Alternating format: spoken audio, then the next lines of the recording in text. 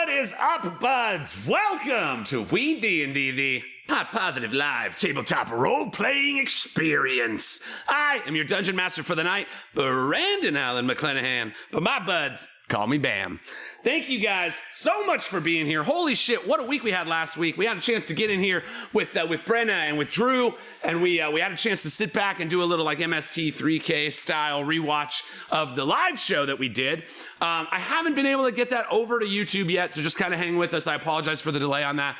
I'm kind of cutting it up for a few different purposes, so I got to get that taken care of first. So I apologize it's not up yet, but it will be. I mean, shit, probably like tomorrow or maybe the day after. I just got a little work I need to do on that. But when it is up, if you didn't see it, get on over to youtube.com/ArtHeart and check that ish out.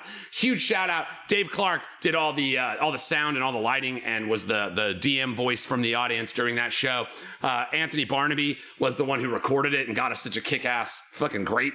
Trust me, it is hard to record live theater, and it came out super great. So thanks to those of you who are hanging out, man. It is such a fucking treat to actually get to kick it back and forth a little bit with the community. I fucking love you guys. I love everything you do for us, and just the energy of last week was something that really lights my fire and keeps this thing going. So thank you guys so much. Thanks for all the amazing support. Obviously we hyped out and had a good time, but it's just like, thank you for all of that, guys. The money coming into this show, all of it goes back to this show. You know, it's like we're not just buying weed with it or anything like that. We are building up towards something what I think is going to be pretty amazing when we get to launch we get everybody here in studio and do it the way that we kind of designed it from the start. So thank you guys so much. We fucking love you. A huge shout out just to the team. Obviously we're kind of coming toward our resolution now, and I've had to go back and study some of our old sessions just to make sure all the stories and everything are lining up the way I like.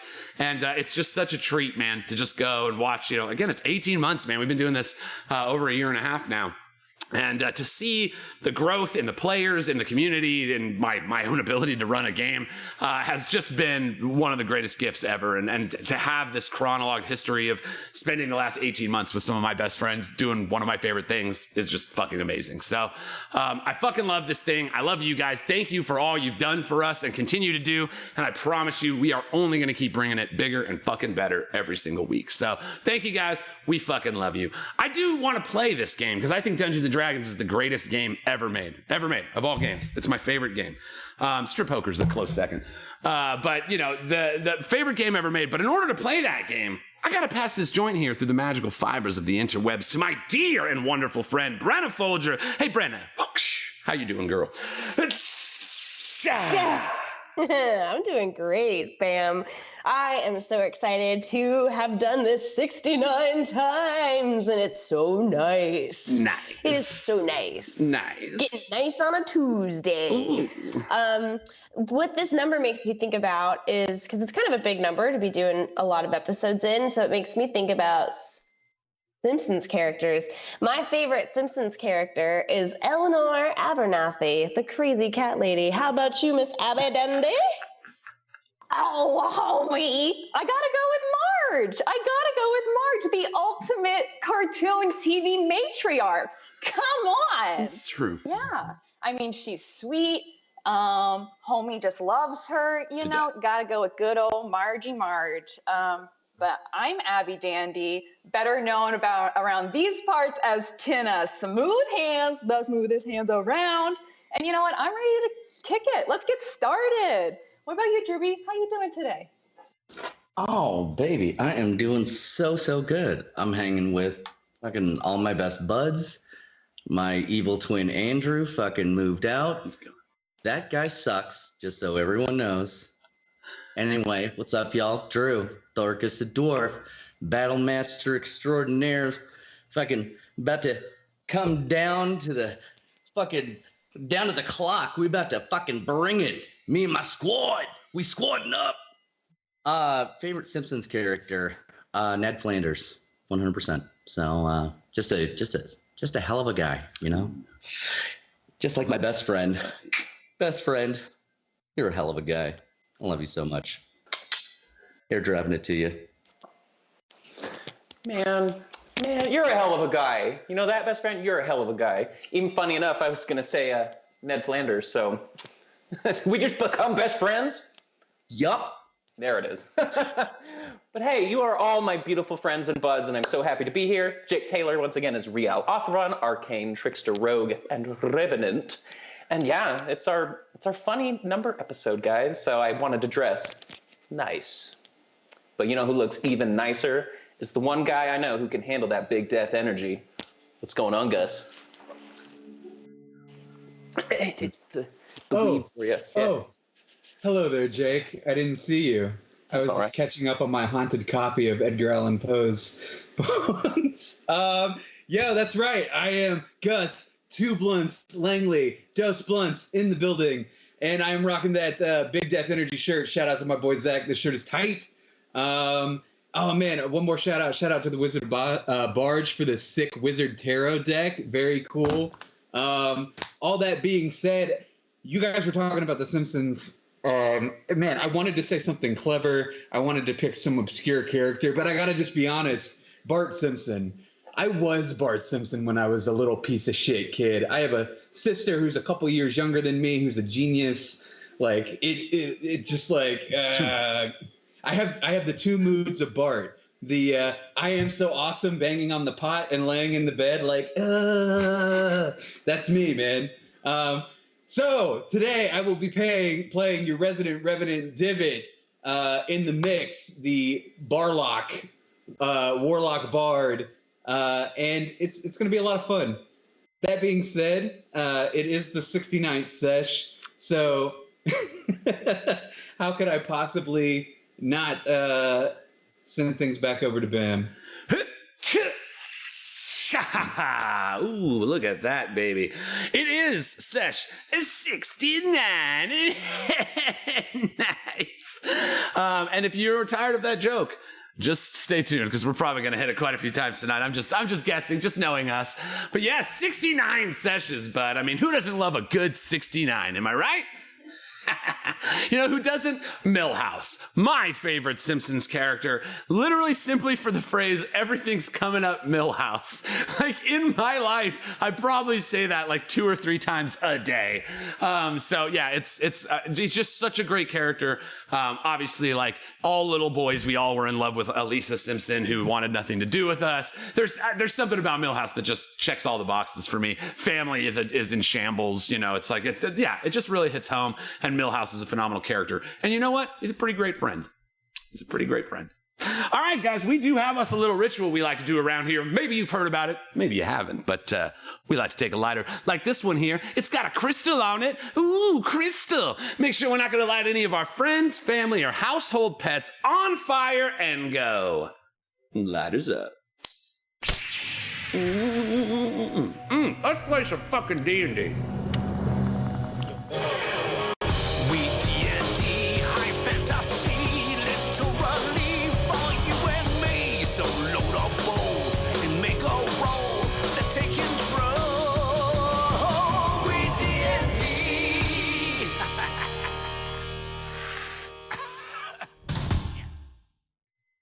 Ooh. Oh gosh, I'm so excited. If you will all please allow me to set the mood.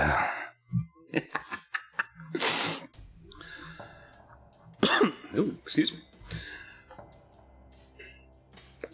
When last we left the Ferocious Five, they were sailing aboard the Queen Anne. After appeasing the spirit known as Helix the Sorrowmonger and learning of its true nature as one of the 6 archmaguses that sealed the tier of the Primordials, the 5 brokered a deal to pass through the despondent sea and bring Helix to Synthesis once more, to enact his revenge upon he who trapped him within the crystals so long ago. Once more basking in the light of the sun, still frozen in place in the sky, they set their path towards Nambuldir, last known location of Shren Oldbuck, Vegeta Shalefist, and Ulara, Brunor's sister. Along their path, they laid eyes once more upon the Shattered Isles, where the Silver Rains fell and first brought the Feywild to Everendel at the beginning of our tale. The untamed wilderness of majestic, vibrant colors continues writhing on the isles, but appeared unable to spread beyond their shores. They passed the city of Candlekeep, where Tynna, Divot, and Thoricus first met, and aimed their ship toward the city of Redella, where Sumner Milton and Tynna set off to meet with the armies of Greylend Ferragor, the Fellsworn King. Their eyes fell upon the area of the city, but they could barely make the sight out of it as the fires from the massive military encampment choke the air with their heavy clouds of ash. All right, guys, we jump back in. Oh, you guys are sailing aboard the waters of the sea on returning from the city of Elmira, Brunor's homeland. You're finally set about the ocean, headed up toward this series of channels and rivers that leads the way up to the northeast toward Namboldir, passing along the way the city of Redella, the Shattered Isles, and Candlekeep, like we just mentioned. But as you guys are all kind of sitting on the shore, again, basking in the sun after having been underwater so far from its grace for so long, you can't help but feel the sweet air, the sky. There's a clear blue sky all around you, except for this black of a blight cloud in front of you that just seems to be hanging over the entire city and kind of choking it out. The inns and taverns that are kind of famous for Redella, a place where many people come and trade the seasonal bounties. People with wheat will come and trade with barley, and it's a large trading area, but you can't even make out like the traditional like wooden gates that surround the city. So thick is this cloud from this massive encampment that spreads out before you. Now, you guys, kind of sailing on board the ship as you resolve, some of you have been doing rest and stuff. Thoricus, you read your book a little bit more and got closer to that knowledge contained within. Rial, you found your oath bow stashed aboard inside the pirate's captain, where Captain Creefus used to dwell. But you see the ship currently, all the spectral crew that make the ship go have disappeared to the below decks, kind of hiding themselves away from the sun. And you feel the ship just tossing in the water as it seems to move by itself. You lay eyes upon this just huge spread, a massive encampment, the likes of which you've never seen before. Thousands of individual tents and campfires raise up this massive cloud of smoke as you see several thousand soldiers appear to have, set up this massive military encampment around the city. But it's so vast that it seems seemingly kind of choking the city out within. Like, hard to tell where the encampment ends and the city begins. You guys had talked with Sumner Milton before he and Tynna came this way, and he had mentioned that the entirety of the Fellsworn army was said to gather in Redella, strangely stopping there, though, not continuing on to Namboldir, where all the original armies were headed, or anything like that. So it is kind of a strange mystery that's, as you lay eyes on it, this army could change the landscape of the world. Why is it sitting in this town of Redella? As you guys kind of get into the shallower regions near the shoreline of the beaches nearest the city, you kind of start looking around, and it's nice to see life again. Brunor, you specifically, having been in the ocean and seeing so little ocean life all destroyed, by the presence of Exonius and his armies, you look around and you're delighted by the sight of fish jumping along in the water and just sea creatures. Even though the world seems to be going through these cosmic shifts, you can't help but reflect upon how in moments like these, the untouched places are still their normal, beautiful, existence, something worth protecting. Tynna, you connect on the way that the sunlight reflects over the water. Thoricus, a man trained in the stone-cold rocks of Kulmara, once again happy to return to the shores, the land, feel the ground beneath your feet, where your axe isn't encumbered by stupid water, and you can fully affect your combats. Divot and Riao, you guys are kind of standing closer to the back of the boat, each of you linked in this new destiny that you have, sharing the 6 months of life between the two of you, granting each of you but 3 more months on the earth to complete your oath to destroy Sithis in all of his forms. Each of you hears something that the other members of your party do not hear, and that is the heartbeat that pounds within your chest. You can feel the presence of the energy of Sithis tantalizing your taste buds from the other side of the river, looking off farther beyond to where Namboldir is. Each of you deadly familiar with how far away it is, because you know exactly where this fixed heartbeat is. The enemy of Thoricus, Onyxheart, Vegeta Shalefist, is indeed still in Namboldir. So, it's that's something you guys can verify with your revenant connection to them. But you both do know, it's like you're drawing closer now. There's really only one heartbeat left on the plane of men, and that is of this Vegeta Shalefist. And then the only other source of the heartbeat that remains is Synthesis himself. So as each of you, you know, as everybody else is kind of reflecting on the beauty of these moments, the two of you kind of stand offset, reflecting on what is very much a ticking time clock to the end of your destinies. So one last, while you guys are all on the boat, is there anything you guys want to take care of before you like head to the shore and head up to Rodella? I just have to commend your always amazing descriptions of everything. And I'm realizing, yeah, like Divot and I are in the same pickle. And it's like, last time I was on land, I was alive. So it's like, I can't breathe this fresh air. It's like, I recognize everything, but it's strangely empty at this point. Even the salt air in the wind, you know, one of your maybe favorite times standing on the shores of the Shattered Isles, breathing in the ocean that it would come by. You can taste the humidity in your mouth, but the salt flavor is entirely gone. You know, like the high and low end of all your senses are starting to dull out to this kind of standard influences are the same. You know, it's starting to blend out a little bit. And it does, Rial, you feel that as you kind of breathe in the non-salty air of the ocean. But I'm not alone in this. I've got Divot's a little more schooled in this way of living, and it's a grim reminder, but it's a reminder that the clock is ticking, and I know exactly what we've got to do, and we're going to do it. So rather than dwell on that, I'll turn it into motivation, like almost joshing a little. Turn that around. Can we get a Josh roll? Joshing aboard the ship. Here we go. Let's see. We've been getting ripped on our Josh rolls recently. Yes. Oh, but not this time, baby. 14. Yeah. Yes, Rial, you know, again, kind of sensing the heaviness, you can't help but turn and reflect upon your allies. You see Brunor smiling, looking at these fish jumping in the water. You see Tynna's eyes glowing with the light of the sun. You see Thoricus's hands wrapped around his axe. He can't help but breathe in this swelling destiny that the ship is headed for. And yes, Rial, you turn and like you have so often, you draw from the strength of your allies. And you breathe in rather than the salt water that you would hope to taste. You breathe in the inspiration of the people you're with, those that you love. And you all kind of start, you know, Rial, you kind of pick up a little rock from the top of the ship and throw it at Brunor, and, you know, it tinks off your shoulder. And then you guys all kind of start throwing stuff around at each other, and we have us a good little Josh sesh. And I just want to remind everyone, I'm like, remember when Divot said Helix butthole, how great that was? And I'll cover up the bag a little bit, though, just to... I do remember.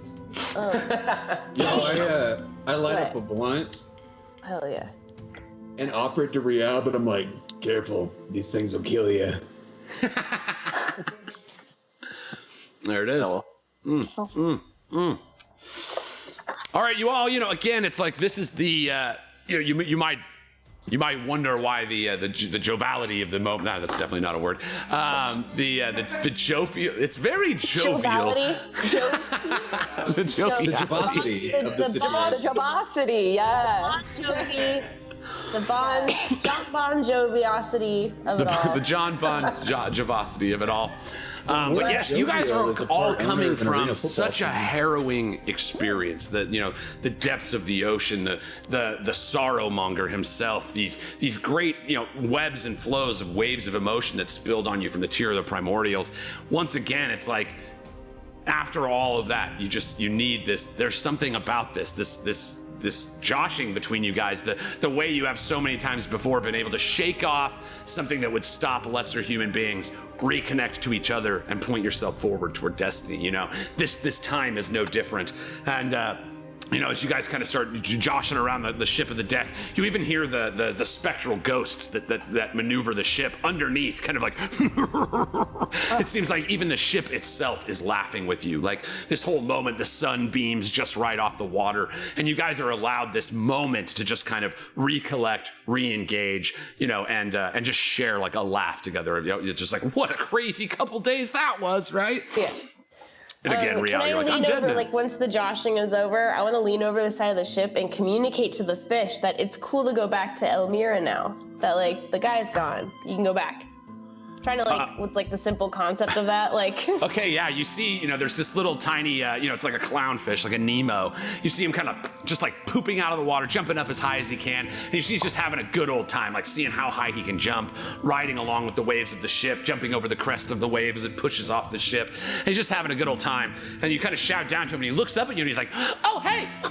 Goes under the water again, jumps up. "Elmira's okay again?" Shaw, it's cool to go back. I'll let everybody know. And then you see just like a little orange dart.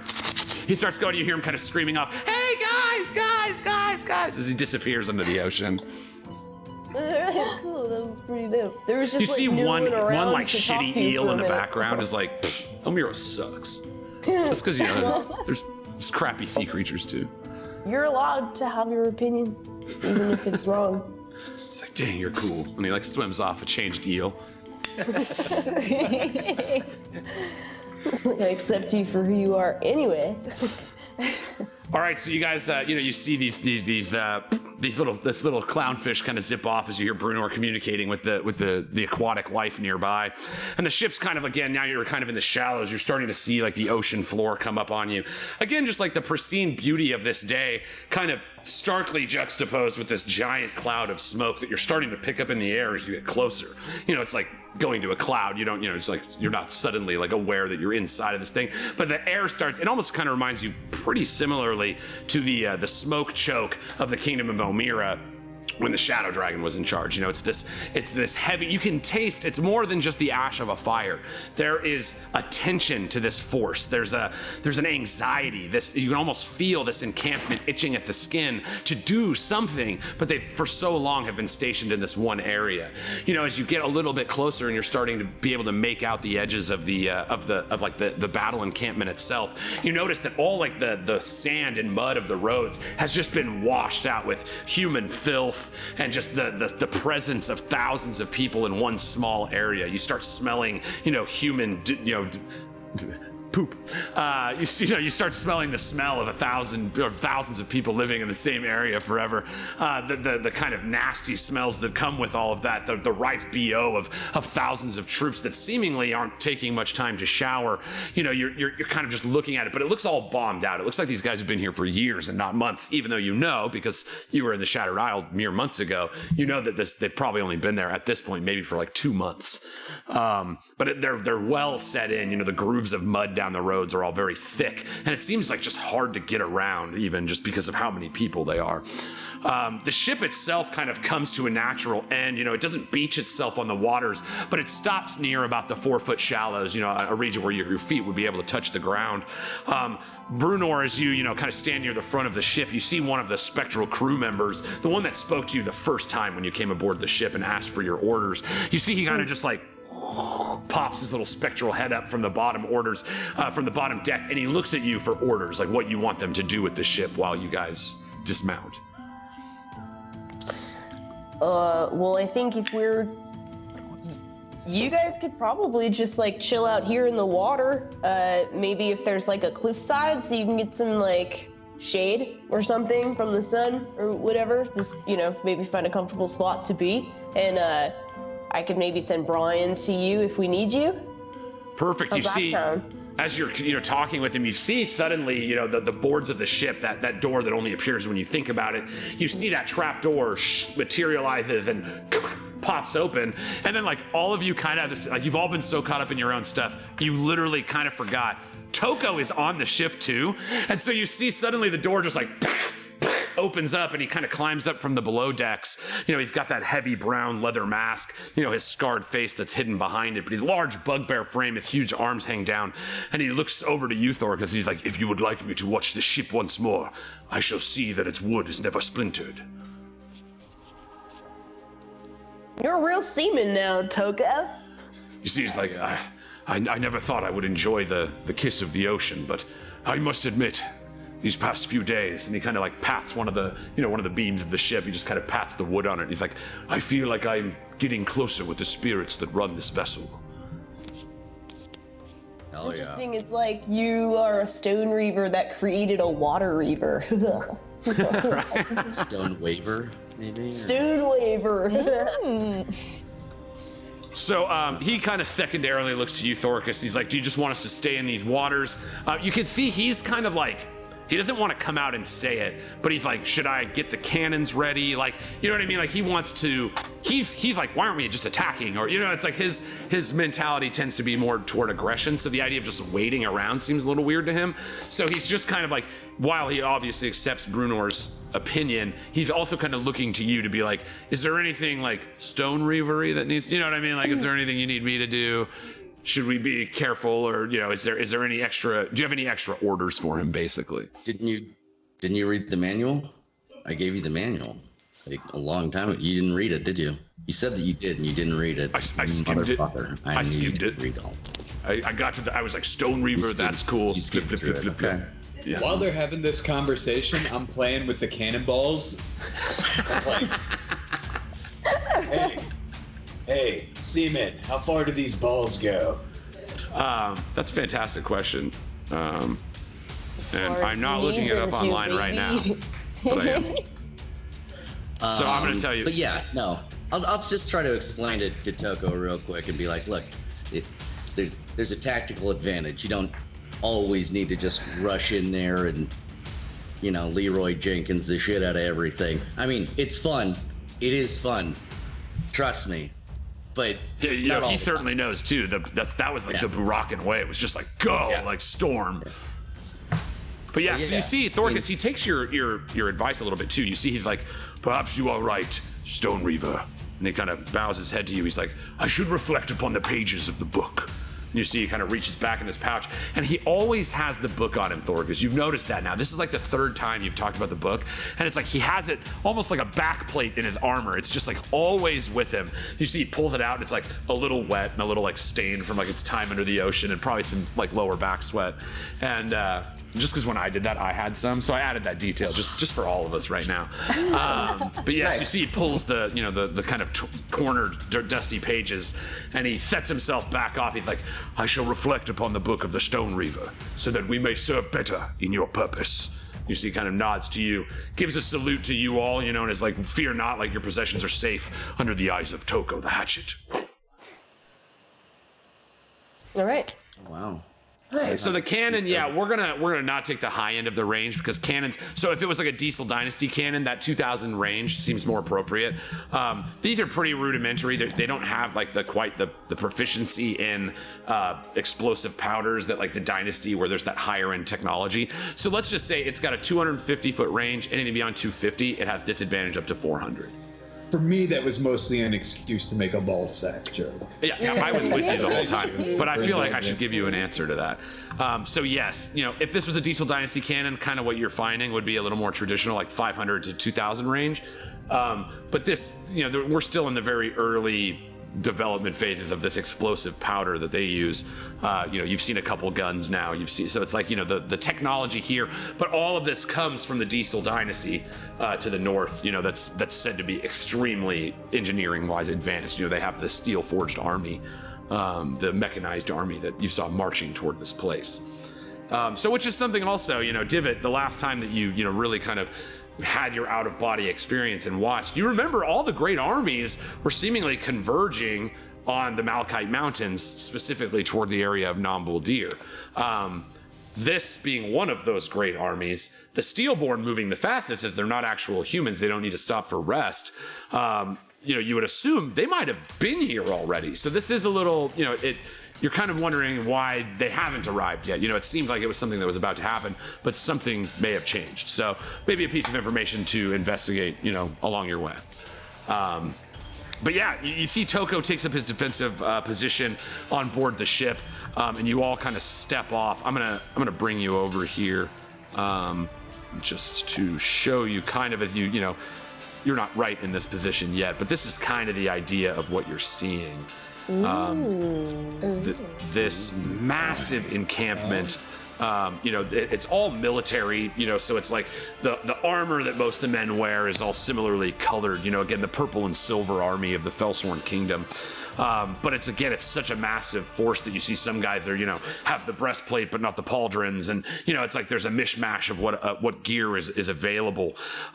You just kind of see these just dotted brown and ash stained tents that dot the horizons. This great cloud of smoke raising up from the camp that makes it pretty hard to see. And it's like your vision is probably half as far while you're inside this kind of like foggy, smoke-choked area. As you step aboard the beach and look on, again, you're kind of looking at this. This is like trying to find the city of Rodella. You see the sun, it's kind of stained a little bit of a different color by the cloud of smoke in the horizon, but it's still fixed in place. You look across, and really all you can see for waves all around you is these tents that seemingly go on forever. Now that you're a little closer, you see again these soldiers kind of march around, and they all look like there's a lot of tension in the camp. You see, dudes sitting, a lot of like drunk guys sitting around campfires, kind of finishing their ale and throwing the cup. You see guys, nobody's anybody carrying stuff around the camp isn't just setting it down, they're throwing it down. And there's like a sense of hostility amongst the ranks of the Fellsworn. But that's where you guys kind of stand. You haven't like engaged with them yet or anything. You're kind of just off the beach. The ship is going to stay in the waters.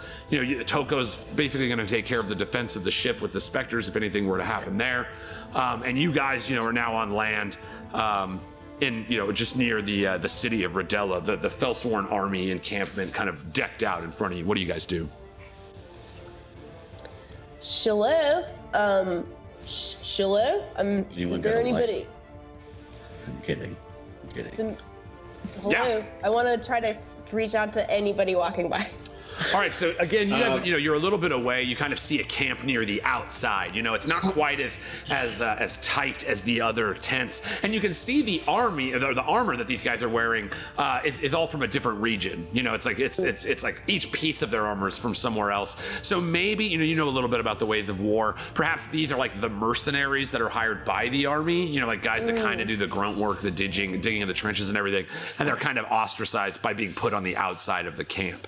Cool. I kind of turn while I'm like walking towards this first camp. I turn to everybody and I say, I think maybe we should just find Sumner Milton or something and see what is going on here.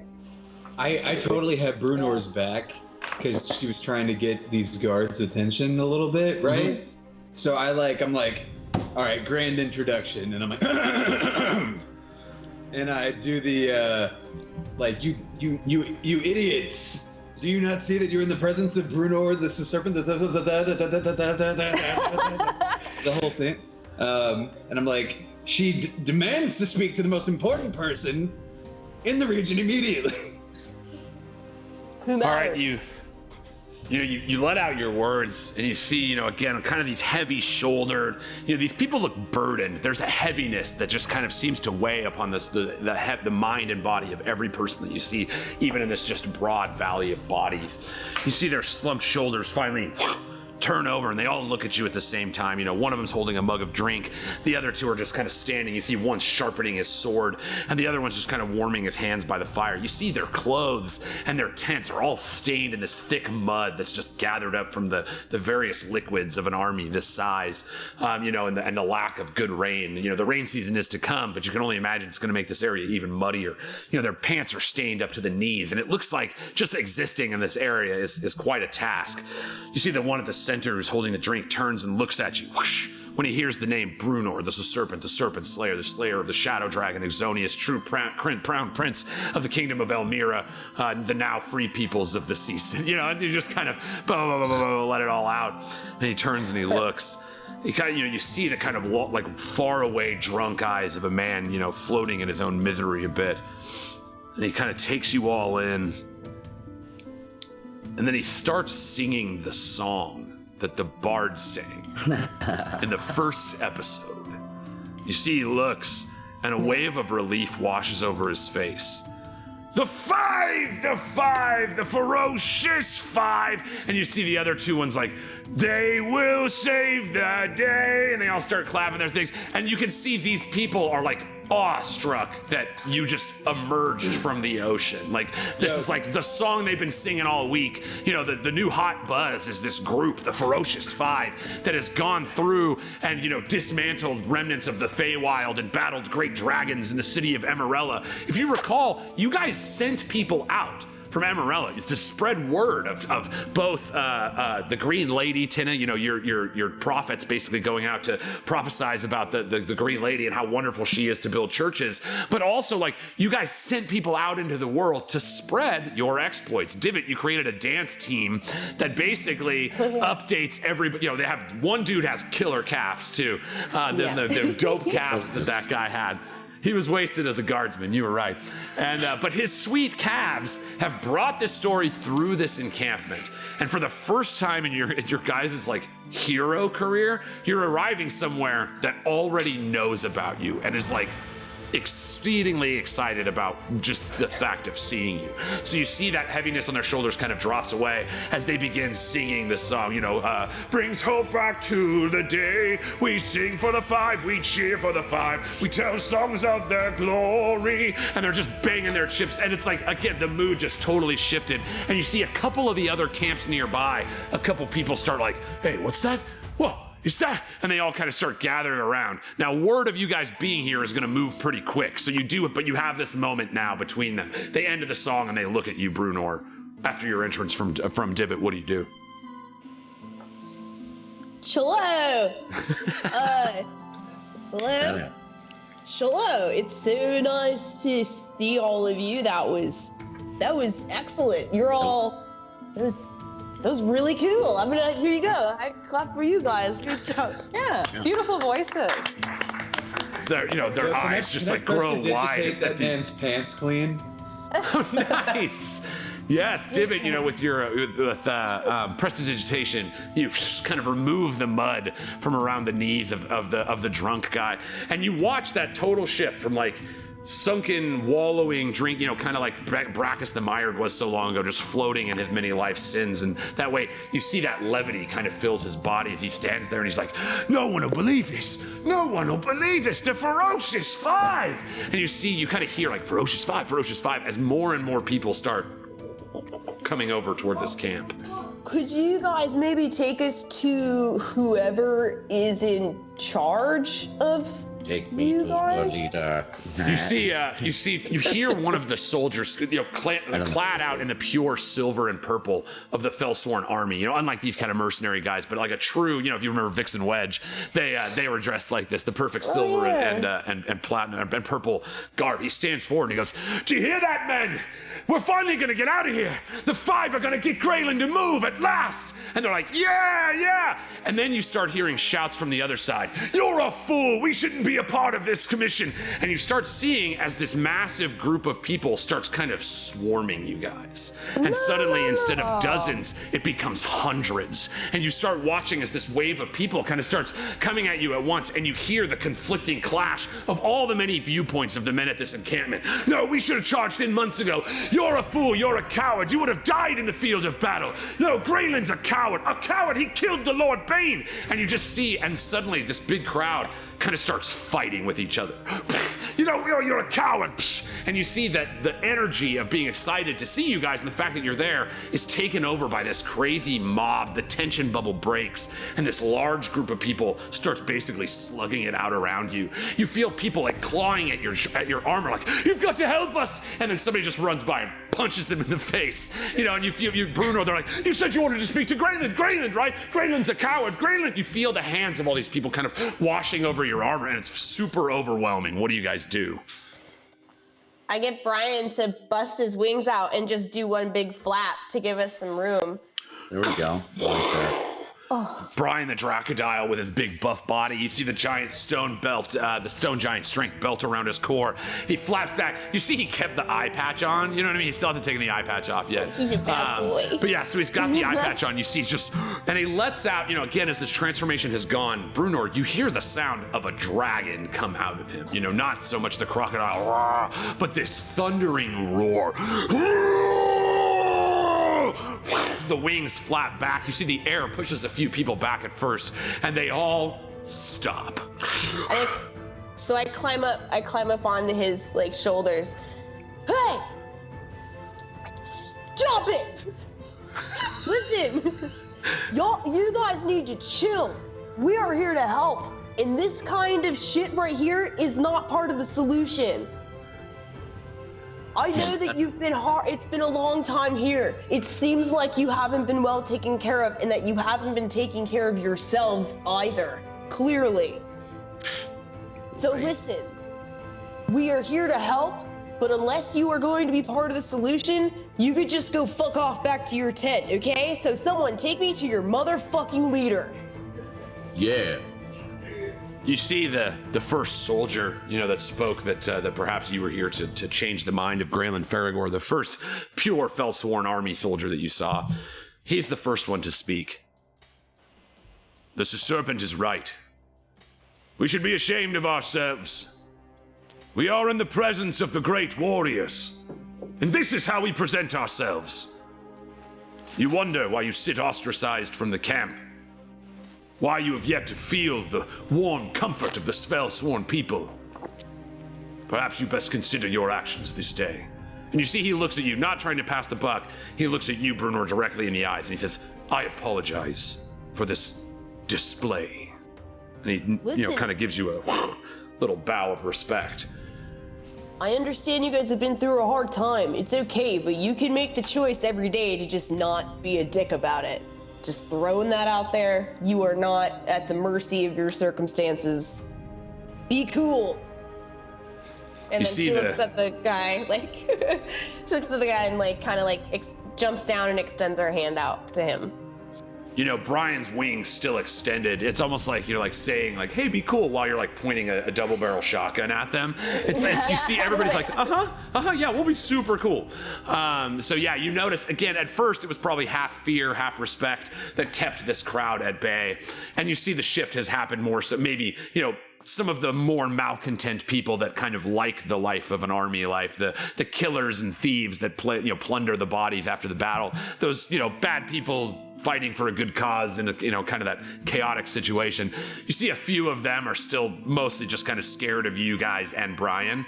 You see they kind of wipe the blood away from their mouth. You see a lot of their teeth are missing already from a lifetime of brawling and the like. And so you see, but the majority of the crowd at this point watches Brunor as you step down, and stand on the earth and shake hands with this knight, or with this soldier who stands before you. You see, he kind of looks around and he's like, back to your business. What are you? Bards singing songs? Housewives telling stories? Back to your tents. We could march at any minute. And you hear the whole crowd yeah, right. And they all just kind of walk away. Again, the kind of the moment has passed. They're ashamed of themselves for kind of barraging you guys the way that they did. But they all kind of, it's you can tell in this moment that story, they've been told that they're about to leave for a long time now. Yeah. And the words, they fall almost meaningless in the air. You see the soldier standing before you. He says, I am to understand that you wish to meet with the Fellsworn King. You see he looks around. Yep. And he has a secret he doesn't want to tell you. He kind of looks at you guys and goes, perhaps it's best if I take you to the Major Domo. Oh, Sumner's here. Yeah. He's cool. You know Sumner Milton. Go way back. That dummy-dum. Yes, we sure do. First episode back. Where you been? You see, he's again. It's like when the celebrity that knows a guy that and is already kind of a big guy in your eyes. You know what I mean? It's that celebrity knows my boss. It's kind of that moment. He's like, of course, surely you know of all of the power players in the realm of Everendell. My apologies. You see, he's as you can see, the tensions in the camp are very high. These men have been told that we were on our way into battle for many months now. I fear as the mud gets deeper, our resolve grows less and less. Something must happen soon. And he kind of leans into you guys and he's like, and no one has seen the Griever King in weeks. But please, he's like, don't let these people, you just saw what just you guys showing up did to these people. You can sense his motive in the sense that he's like, but if they hear that, everything's fucked. So he offers to kind of lead you through this camp. You see the mercenaries kind of settle back down. They're all kind of humming the song to themselves now, like trying to keep their morale up against, pretty heavy odds. And you start passing through the many tents. Again, you look and again, it's a mud thick, of questionable origin, this disgusting, smelly black mud. Like when you go to the lake and there's that black mud that smells. I guess we're in Vegas, so our lake is mostly full of gasoline. But it's that black, horrible smell of deep earth mud mixed with, all kinds of fun stuff. But you can just, even you guys walking through this camp can only imagine what it would be like to trudge through this location again and again. And as you kind of start walking closer and closer toward the middle of the encampment, as you dodge through all these things, you notice every now and again a few soldiers, some people completely oblivious to who you guys are. Some of you, as they look over, their eyes light up with glee, but you all are also aware now of like what happened last time, and so it's like, you guys are free to do what you will, but you know that making a show of it might cause another such outbreak of this. You feel that tension almost packed in every bag and every box as you walk through this camp. Your feet, sink deep into the mud, and you feel that sluggy slurp as it takes a little effort to get your feet out of each and every step. Like every step in this place is misery, and you just feel that horrible smell filling your lungs, and the beautiful ocean air and the blue sky that you saw, now nothing more than a memory as you sit in this kind of black cloud choked encampment. As you're walking along, you see the guard, the soldier that's taking you guys with him has basically said very little to you after that point. He seems to be trying to weave you through the quickest route. You're not following the heavily traveled routes. He's kind of trying to take you through the less popularized areas so that, again, another scene doesn't break out. But you can see he's walking along in front of you and kind of like every now and again, like throwing a gesture to like somebody like, oh my God, can you fucking see this? Do you see this? You know what I mean? And like trying to play it really cool, but just like, that's the fucking Five. The Five are with us. And continues walking along. As we were passing through, and those that are oblivious, let them be oblivious. I mean, word's gonna get around eventually, but those that, do see Bruno or Divot or Riel or whoever, like, if they see him, I just want to be like, give him that little nod of, yeah, it is us, but just keep it hush hush for now. Good shit's coming. But right. So it's kind of like when Bill Murray comes up and takes a bite of your sandwich. It's like, it's that moment where they're like, they see and they get exactly what you mean. They're like, yeah, oh my God. And it's like, I have an inside thing with one of the five. Yeah. You know what I mean? Like, they're like, yeah, guys, shut up. We're super cool over here, bro. We're always super cool. But yes, again, you can't help but see it's like this is the first time you have walked in as the heroes that we all know you to be, like just us, like the buds and like myself, like the humans that are around the show. It's like it's the first time that you're like, holy shit, like our story has expounded into the world around us, and you can tell you've entered the realm of myth. Like perhaps some of your more human qualities might let these people down because you are in their eyes this myth now, and so you can kind of see that on the populated eyes. Thoricus, you're kind of like giving a nod to this guy, and you see he's getting really excited, and then you hear a sound that only your ears would ever distinguish. You guys hear this sound that kind of echoes through the camp. Tink! You just hear the beating of a hammer. Now, Thoricus, you understand that the beating of that hammer was sent with a curved wrist. It glanced off the metal at 45 degrees in a finesse of only elven blacksmithing. Tink, you hear it strike again, and it's like a second beat of your heavy heart. Boom. You hear it. To you guys, you just hear the ongoing sounds of a battle encampment, but Thoricus, you hear the strikes of an elven blacksmith, perfectly striking metal exactly where it's to be hit. It's almost like a melody of music to you as you hear it kind of raise over the encampment. And Thoricus, and again, I'm not making any, blah, blah, blah. Just letting you know, you realize as you're kind of like haunching off to this guy at the camp, you hear the sound and you turn. You know that Tynna is probably 5 tenths away from you.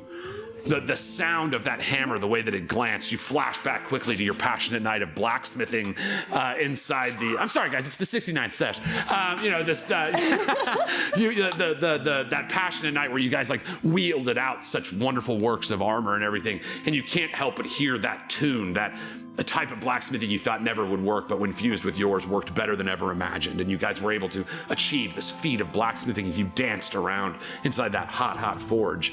But yes, Thoricus, you hear the sound of the striking hammer of Tynna. What do you do?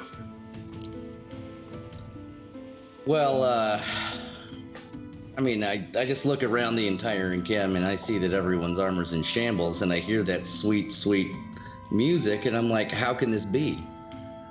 How can, if I know that that's her here working in the forge, like how can all these guys' armor be so shitty? So I must go investigate and find out the reason why everyone's armor and weaponry is in such bad conditions. It's because it's for the men. It's the responsible thing to do. You basically have to. As a leader and a general, you know, you got to take care of your soldiers, and that's just from a blacksmith point of view. Yeah. Should we leave you to your task? Is this a solo Thoricus thing? I'm getting that. I mean, no, you guys can come. No, it's for the armor. It's for the men. Somebody give me an insight check. You guys can come. I don't care. But oh shit. Yeah. So let's see. Real, you know, he's your best friend, and you know, you guys are connected through this mental. Come on, give me. Shit, great. Hold on, because this is fantastic. I don't remember what side I live. No, come on, let's go. I know for the fact he's telling the truth. Okay. Excellent. You have a good time, my brother. Like. All right. Real. You know, you hear in your head, Real, you hear the song that he's hearing in his mind. It's almost like as your mind focuses on your best friend and that connection that you've had with your minds being connected for so long through the Rocky Talkies, it's like suddenly you hear the way he hears it. And it's like there's this melody of strikes, and you can't help but remember your rock was left on during that whole experience last time. The walkie-talkie was on, and so it's like you can't help but be like, oh, I remember this. Like, I remember this song. Brunor, you buy it 100%. You're like, every military needs an, you know, you gotta, yeah, what is wrong with all these blacksmiths? Yes, thank you. It's the responsible thing to do, and I appreciate you taking that up. You're a good man and good leader. You're half and half. You know, Divot, you're so far removed from sexual desire. Like, you know what I mean? Like in the mind of Divot, who was once a lusty bar-dwelling bard, you're now kind of like a decaying warlock. You know, and so it's like the thrill, the thing that you used to chase in your life, almost completely gone at this point now. You're like, yeah, I don't really care. I guess it's either way. I'll at least give best friend the old. You give him the signal. The secret signal. All right, so yeah, Thoricus, you begin walking through the, kind of like not trying to look like you're like rushing too quickly or anything. You're trying to play it super cool, super cash. You know what I mean? Like, oh, hey, oh, what the, whoa. So you're just kind of like walking through the tent area, and you know, the song is kind of going, your heartbeat is pounding, you know, cause it's your girlfriend. And you as you kind of come around this one corner of the tent, one of your questions is answered almost immediately. You see a stack of armor, just like a pile of like 50 different sets of half plate, breastplates, studded leather and stuff. And it looks like she has been working furiously, almost non-stop. You can see the center point near her forge where she goes from like the water to the heat to the bellows has been so worked in that she's like spiraled down like 3 feet into the mud. Like it's like there's like just a hole there from how much constant spinning she's done. You see her working, you know, Thoricus, it's kind of, again, you lay eyes upon her like beautiful elven frame, and you see like heavy sweat beads just pouring off of her as her arms are like trembling because her muscles are so weak from just gleaming, and you see still perfect strikes, still ever the perfect blacksmith. But you see Tynna with her dark hair. Here, let me bring. This is actually the token we used before, so I'm just going to bring her in. I don't know where we're at on the screen, so I'm going to put her right next. Let's put her over here. So you see Tynna, still in that kind of tattered brown robe that she wears, completely covered in ash and sweat. Her sweat has made her clothes so wet that there's almost this black mud of ash on her clothes. The heavy sweat drops from her eyes as her hammer glances. And you see as she hits, and you see her elven ears twitch for a moment as she hears the strike of the metal as the sound bounces off the tent and bounces off of your armor. The sound is returned to her ear and her arm stops. You see she turns and looks you in the eye. And she's just awestruck. Her hammer just shaking in her hands because she's so tired and weak, but she kind of like looks at you like a dying man looks for a drink of water in the desert, and you just see her kind of like look at you, her body almost broken and frail just from overexerting herself. But there she stands, Thoricus, Tynna, right in front of a forge as you remember her best, but not looking her finest at all. You can see the many weeks of work wearing down on her body. What do you do? Need a hand? You see her eyes, she's just like, Onyx Heart. And she kind of stumbles forward to you, and then you see her footsteps in the mud, and she kind of falls a little bit. Her little hands stick into the thick mud that surrounds the tent area, and she pulls it off. She's like, I'm sorry, I'm a mess. No, you look great. She's like, you live. And then she just gives up all pretense and runs forward and wraps her muddy arms and mud-caked robe around you. And you guys see she kind of just like falls down, her knees buckle a little bit, and she just kind of collapses into your arms. She falls down and she's very happy to see you. Hey, buddy. Good to see you too. You see she kind of catches herself. Now, it's like you both have a similar disposition about these things. She's not one for big displays of emotion in front of other people. And you see she kind of catches herself and looks up at you.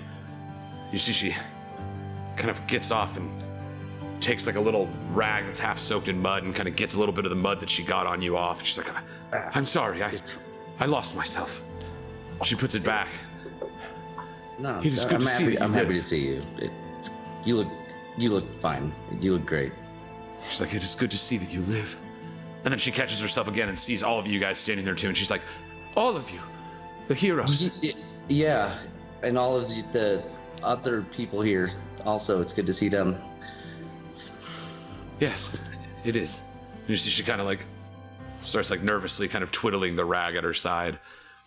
So it looks like you're exhausted. You want to like go grab a shower and some breakfast? I can take over for a little bit, you can just rest up. I slept on the boat. I read a book. I read now. I'm that guy. She's impressed. Sensible dinner, nice book. In real life, I'm getting like, this is what it's like to go on a date with Drew right now. God. I'm like, dude, I'm all right now. This is my A game. Sure, dinner sounds great. No, sorry. Sorry. I read now. But yeah, you see she looks at you, Thoricus, and she's like, I wish I could. But there's so much work to be done. And you see she's like, you thought that maybe this big giant pile of armor that was there is like the main pile, but you were so excited to see her that you missed the even gianter pile of armor that's like behind the tent, like 500 pieces of armor stacked up in various rates of disrepair. She's like, the armies were still short-staffed from their battle with the god Bane. Their army destroyed from the great battle. I've done all I could, but the quartermasters, the other blacksmiths, we could never be ready in time. The army is said to march, and you see even she's like, at any moment. And she's kind of worn out from hearing that as well. Okay, so I just want to ask, or I'm going to put it out there. Here's my idea. So, am I able to utilize Toko and the ghost crew from the Queen Anne, kind of take charge, like showing them, like get them off the ship, park the ship in the harbor or whatever, park the ship in the harbor, come on into the blacksmithing shop and bang it out with Big Papa Thoricus, just to kind of help take some of the burden off so that can actually happen. Yeah. If inspiration is needed, I believe I got one the last time that we played. Honestly, I don't even think you need inspiration for that. That's a great. It's like you have this resource now. Toko was in charge of setting up weaponry for his camp and stuff. He's familiar with that. You guys have run a forge on the ship before, so it's not that outside of the usefulness of the ship. And you have a spectral crew of 50 souls. So it's like their work may not be the finest. So if you want them to do the simple stuff, banging out the dents and the armor and stuff, and then kind of you finish it, kind of a thing, I'd be down for something like, or like Toko is the finisher, and you and her get to have a little time together. Well, I was gonna say, would I need the gauntlet that Brunner has to control the? No, so they serve the masters of the ship. And so it's like you guys are now kind of all collectively the masters. I mean, it's fine if you want to be like, and I have Brunor help me, and that's fine. But yeah, they'll listen to any of you guys. But they do tend, if you're all together, they're usually asking Brunor. Okay, just making sure. But no, I'm cool with that. So you have the ship kind of come in, you set up a little bit of like a blacksmithing station. You see that Tynna sends word to the other blacksmiths that perhaps rather than each of them working in their independent forges, if they work with this spectral crew that you have, people whose arms don't get tired, perhaps. Yeah. And then I'll plan it out to where it's like in shifts, to where it's like there's real people on, there's ghost people on, so that there's actual blacksmiths working with the ghost smiths, so that everyone's kind of learning. And it's no, never I like that. We'll say, yes, let's say Thorcus, that idea does work, and it actually frees up both you and Tynna from too much of having to oversee every minute of it. So you guys do have a little bit of time to just to talk amongst yourselves and everything as well. Good, because there was a little side project I wanted to work on with her. Hey, man, nice. Dude, she can get some R&R in the captain's quarters. It's like she deserves it. Mm-hmm. Mm-hmm. Yeah, you guys do have a beautiful room aboard the ship. All right. That's perfect. So nice. this occurs. So you guys are all kind of standing there. You see Thoricus pretty quickly. Again, you guys were all kind of like headed toward one way. You see him kind of drop everything and like do what he can to like help burden the load on Tynna. Again, she's been very shy around you guys. She's pretty blunt and direct and to the point. She has elven lineage, as you can see in the sharp points of her ears. And you all notice how tired she is and fatigued as well. That feeling that you've kind of gotten from all the soldiers in this encampment, it just kind of creeps around no matter where you go. But Thoricus, you set about getting that all set up. I'm not particularly worried about the minutia of that. So we'll just say that like with that, it happens. You kind of send a sign to Toko. He brings the ship aboard the beach. The ghosts and the blacks, or the quartermasters and blacksmiths that remain in the camp, kind of gather and set up that as a location. You see, they all bring their many piles of armor, and kind of the great vastness of the project before them is set out before you. But again, these spectral ghosts, they swing arms that never tire. And so you can see, where a normal blacksmith might have to take a break in between each piece. These ghosts are able to swing a hammer pretty well. They're not skilled artisans, but they are a crew aboard a ship. They're workers. Their hands, if they were real, would be heavy with work. And so they do seem to be able to do a great job. What was that? And they're ghosts, so they don't get tired, right? Mm-hmm. Exactly. And so you basically let the blacksmiths do the fine work, the right. Stuff that only a trained blacksmith can do, the resetting of rivets, the way you set the pauldrons on the armor so that it glances and doesn't get stuck. They are doing the final work while the spectral crew takes care of the grunt work of it all. Again, you're kind of near the area where you guys came off the beach. You see the mercenaries and some of those people on the outside. Again, they're trying not to cause a big scene, but it's like hard not to be a little impressed by like the ghosts that are blacksmithing up a bunch of armor right now. And you can see as perhaps new chapters of a new song that may be sang in the future. It's kind of like when Aragorn showed up with all them ghosts at Helm's Deep. It's just like, oh, okay, so they're super cool. Oh, and they have 50 ghost blacksmiths that work with this giant bugbear that has a cool mask and a dope hatchet. You know what I mean? Like, it's just like everything you guys do is just more and more amazing to them. And you see one of them is standing there in clean pants thanks to Dibble. I was like, did any of the stone people come with us too? Not aboard your ship. No, they all went with Chulok the gargoyle. Okay. And they are on their way to the Melora the mountain. Melora. Right. The mountain. And then, so are the other Boo-Rockin' soldiers that we sent up here, and then the big bad Booty Rockers up here as well in this camp? The soldiers, so that there are a couple of most of them, remember, Tynna kind of went with a little contingent up. You kind of sent them, if anything, to keep her safe, along with her, for whatever reason. Not because she's your girlfriend. And so, but like most of the people you guys sent, you had sent to Namboldir. And so it's like the big bad booty rockers, their performances would be in Namboldir right now. Okay. Ubaru's up in Namboldir. But you kind of like, again, this military encampment is so vast, but just to kind of shorten that question, yes, there are probably some of those Stone Reavers, the Burakan Stone Reavers that escorted her around, but you haven't seen any yet. If you were to go looking for one, you'd probably find one though. Yeah, I just I think having all hands on deck, especially people I know, and would know me and listen to me, not freak out and be like, oh my god, right? Just be like, yeah, I know that guy. Yeah, totally. And the Stone Reavers you've seen, it's like, even though if you recall, they were like this too the first time, but it's like you specifically were like, you guys can't do this. You gotta be cool, man, be cool. So you see Tynna's like, oh yes, the contingent that followed me. She's like, go get Restul, the rustler, like one of the names of these Burakan mercenaries, and that she said had helped guide her here, and a little messenger guy just kind of runs off to go get him. And you see after maybe 10 minutes or so, a couple of them start showing up. Again, they're like super excited to see you guys, but they know that's part of the thing. They kind of bow to you. They come for their orders. You let them know what you're going to be helping them with. They're kind of also keeping an eye that nobody comes and attacks this particular area and stuff. So they're helpful in many ways, and a little more trained than like the ghosts and stuff that are around you guys. Well, I'd also just like to thank them for everything they've been doing up until this point. You gotta let your people know that they're doing good shit. You know what I mean? You see their eyes beam with pride. As Thoricus, the Onyx Heart, the Stone Reaver himself, the one that basically changed their own methodology in their mind, has once again you kind of instill the virtues of what it means to be a warrior into them and thank them for the sacrifices that they make.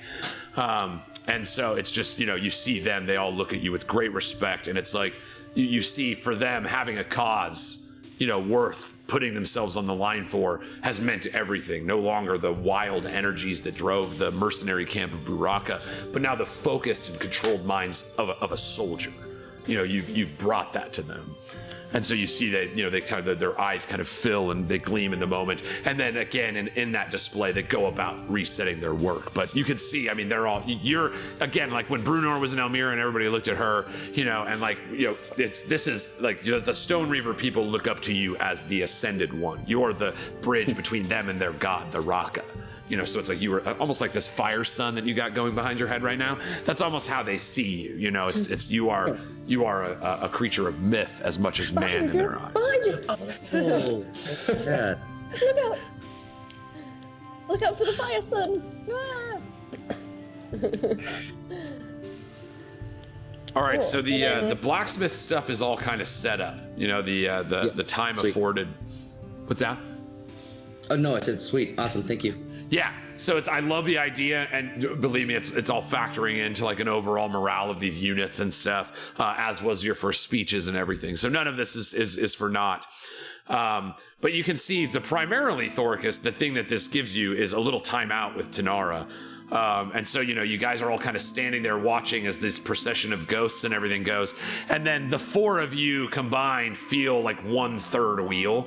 You're just kind of like all standing there, and it's like, you see Tynna's like, oh, it's good that I'll have some time now. And Thoricus is just standing there, and they're both just awkwardly kind of patting their knees. We're gonna go find our way to Sumner.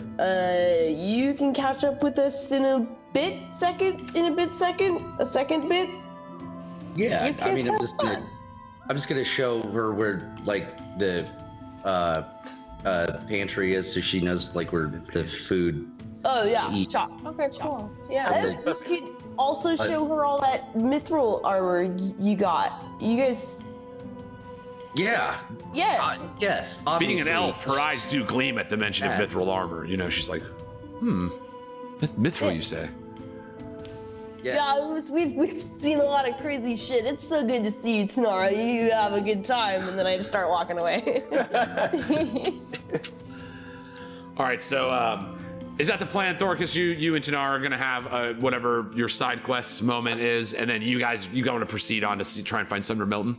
Yeah. Yeah, I like that. Whatever our side quest is. Let's just leave it at that. Oh. Do we want to fade to black there, Thorcus? Is it like as they walk away, your little hand, like your little dwarf hand, and then her like fine elven hand, just like you guys like hold hands for like half a second? It's just like, A steamy window, and it's like a can of Vienna sausages. Just you all just look at Rial, and his eyes are getting wider, and he's just sweating, just like, ooh, wow, you guys start with that. Oh my gosh. Oh my god, you start with that? Wow. Oh my gosh. All right, so Thorcus, as we fade to black on the tent nearest the forge, as you kind of overlook your work, bringing these spectral forces together and easing these poor belabored folks who've lived in such intense conditions for so long. I'm just trying to instill a little purpose, you know what I mean? Like, they've just been sitting around waiting and just like, oh, do we just keep it? I'm like, well, fucking do this then. Get yourself ready, because when it happens, you ain't gonna have time to do all this, kid. Like, give yourself something to do. Thorcus, you're most familiar with this being from an actual military force. This is common in the ranks of military, not perhaps to this degree, but it's like this kind of disenfranchisement from the mission, the holy quest you're about to give your life to the minutia of moving people from one place to another, and how hard just that alone is. And you can't help but remember, it's like, this is like part of the Stone Reavers, is you never let yourself say that the order isn't the order. These people kind of laughing off the idea that the fight could be any minute, it could be, and you know that. And even though to them it feels like an empty promise, you know that is the way the engagement of these wars, that is how massive troops fight against each other. It's this hurry up and wait, and you just have to hold on to that thing that you believe in order to storm back into the fray. And so you see, it's like you are exceedingly good at keeping the morale of soldiers up as part of your extensive training under the great Beckus Grumblehelm, one of the most notorious dwarven generals of all time, in virtues he instilled upon you. And so as you and Tynna kind of glance off, and we get a soft fade over to the four of you guys, you're walking through the tents of the encampment. Again, that heavy smoke-filled air kind of choking at your lungs. Every step a little extra sturdy. You feel a little exhausted, even though you haven't gone very far, as you kind of trudge through. And you finally lay eyes upon this main military camp here. Let me bring somebody up. Then we change the layer. All right, so there we go. Our man, you guys walk up to the. Wait a minute. I think I messed up. Then I messed up. I did mess up. Here we go. Token layer. What's up? I made a tiny, huge mistake. Yeah, right, here we go. Tiny thing. Oh. So you guys, you kind of walk through. Now you've seen a couple of these different kind of officer tents set up throughout the various encampments. But this one nearest the center, you see a large accumulation of some of the literally boxes full of gold coins. And this is kind of where the wealth, it's like as a military moves, they need to buy food. They can't bring everything with them. And so you can tell you're kind of near a more important one of these tents amidst this mass. You see these little red and gold tents, probably one, you could see maybe 3 of them on the horizon. So these are kind of where each region, that controls each section of troops. This is kind of where their commander is. And you see, a couple guards walking by. I mean, pretty much this exact site before you. You see many fires built up. I'm going to move to Nara because she's not there anymore. She's just a girl back here having a campfire. But again, just this wave, this never-ending field of tents. You feel like you've walked for 20 minutes, and even still, it's like, are those tents any closer? It's just so big. It's like this almost living creature that's made up of thousands of people. And you can't help but immediately spot, this man standing in the main central chamber, a couple nearby lanterns kind of illuminating his face. There's even a little candelabra hanging from the top that kind of fills this particular tent with light. And the first thing that you make out, specifically you, Brunor, is the heavy sash that is draped around the shoulders of this fine, fine-looking, more aristocratic gentleman. Silver fine hair and blue eyes. His linens, or the clothes that he wears, very fine and well well tailored. This you know very well. Rial, somewhat a bit of a father figure in your life. Brunor, a much deeper kind of relationship that you've had. But this is Sumner Milton, the major domo of the Fellsworn Kingdom. And you see he's like not really aware of your presence, and he seems to be just looking through he has books and scrolls all pulled out, and kind of frenetically is looking through the pages of that all around him. And it's like he's looking for something and he can't find it, and you see once more that heaviness of indecision weighing on his shoulders. But that's what you guys see. What do you do? It's been a minute since I've seen the guy. He's pretty occupied, so I will just kind of walk up behind him and put a hand on his shoulder, just to at least let him know here we are. You see, your hand lands on his shoulder, and he quickly just brushes your hand off, and he's like, I won't be having any dinner tonight. I'm fine. I'm not hungry. I told you I'm not hungry. And he just keeps looking at these pages like, there must be an answer. There must be an answer. And you see he's like totally like focused on this stuff. He didn't even notice that it's your hand. Again, probably because it doesn't feel like your hand anymore. Yeah. Well, I'm going to put the hand back and say, an answer to what? Because if he hears my voice, at least that's not much different. Yeah, you see, he brushes you off once more. I said! And he looks up and he sees your face, Rial. Rial. Oh, Rial. And he stands up and he was so focused on his work, he loves you. He pushes everything to the side and wraps you around him. You feel that cloth, that heaviness between you guys, but ignored in this moment as he a beacon of hope for him in this moment. He wraps around you and he's like, thank goodness you're here. He looks you in the eyes. His eyes are a little bit teary. Look at you. Still alive, but somehow changed.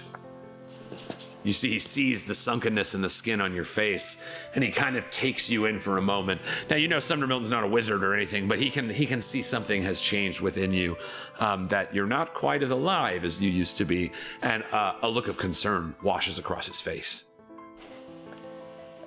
I wish you were correct on that. I'm not so alive anymore, but I'm here. Your lives. And he just looks at you all. Truly remarkable. See, he kind of sunkenly lets his shoulders down and looks behind you. I am glad to see you all. And you see Brunor, he locks eyes with you again. And just, to reconnect to the heaviness with what your relationship involves. He almost stops talking, takes a moment to look at you. And then again, just kind of like, he doesn't pull on it look at my shame cloth. But you can see that again, it's like he didn't have to be wearing this right now. He didn't know you guys were coming. It seems that he's held true to his repentance of this shared sin that you both have, the death of the child for the Harvest Festival.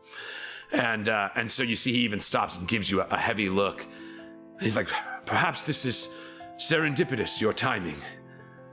And then you see he kind of gestures you guys in. He kind of walks over to close the cloth doorway that surrounds the camp, the tent around him. And you see Divot, he also kind of looks at you. Again, you've gone far down your transformation of no longer being alive. Your undeath is a little bit more clear. You did rip your own arm skin off. And so, you see he's kind of a little bit cautious near you. But even he, so connected is as strong as his love is for Rial, he looks at you and then at Rial, and again, he's an extremely intelligent man. It seems like he's pieced some of the puzzle together, more if anything to highlight just how intelligent Sumner Milton is. He doesn't need to be told many things. He understands them very quickly. Any of you that have known him, specifically you, Rial, he's a man of astounding intellect. And as running the Major Domo, the man who runs the Fellsworn Kingdom, his job is immensely demanding. But you do notice that around him, Rial, you specifically, Divot, you as well, the scrolls and books that are placed around him are not that of taxes and troop deployments and that what you would expect him to be dealing with, food shipments and the like. But these are arcane scrolls that are all around him. There's magic in these books, some of these spells that can be cast with certain rituals, and these are some of the old magic rituals, the magic that is said to have given birth to the weave in the first place. This is like some of the core magic, the inherent magic within the universe, some of these rituals around him. And you can see he kind of notices Rial looking at it. He's like, yes, my boy, I am glad you are here, for the king is trapped in his own dreams.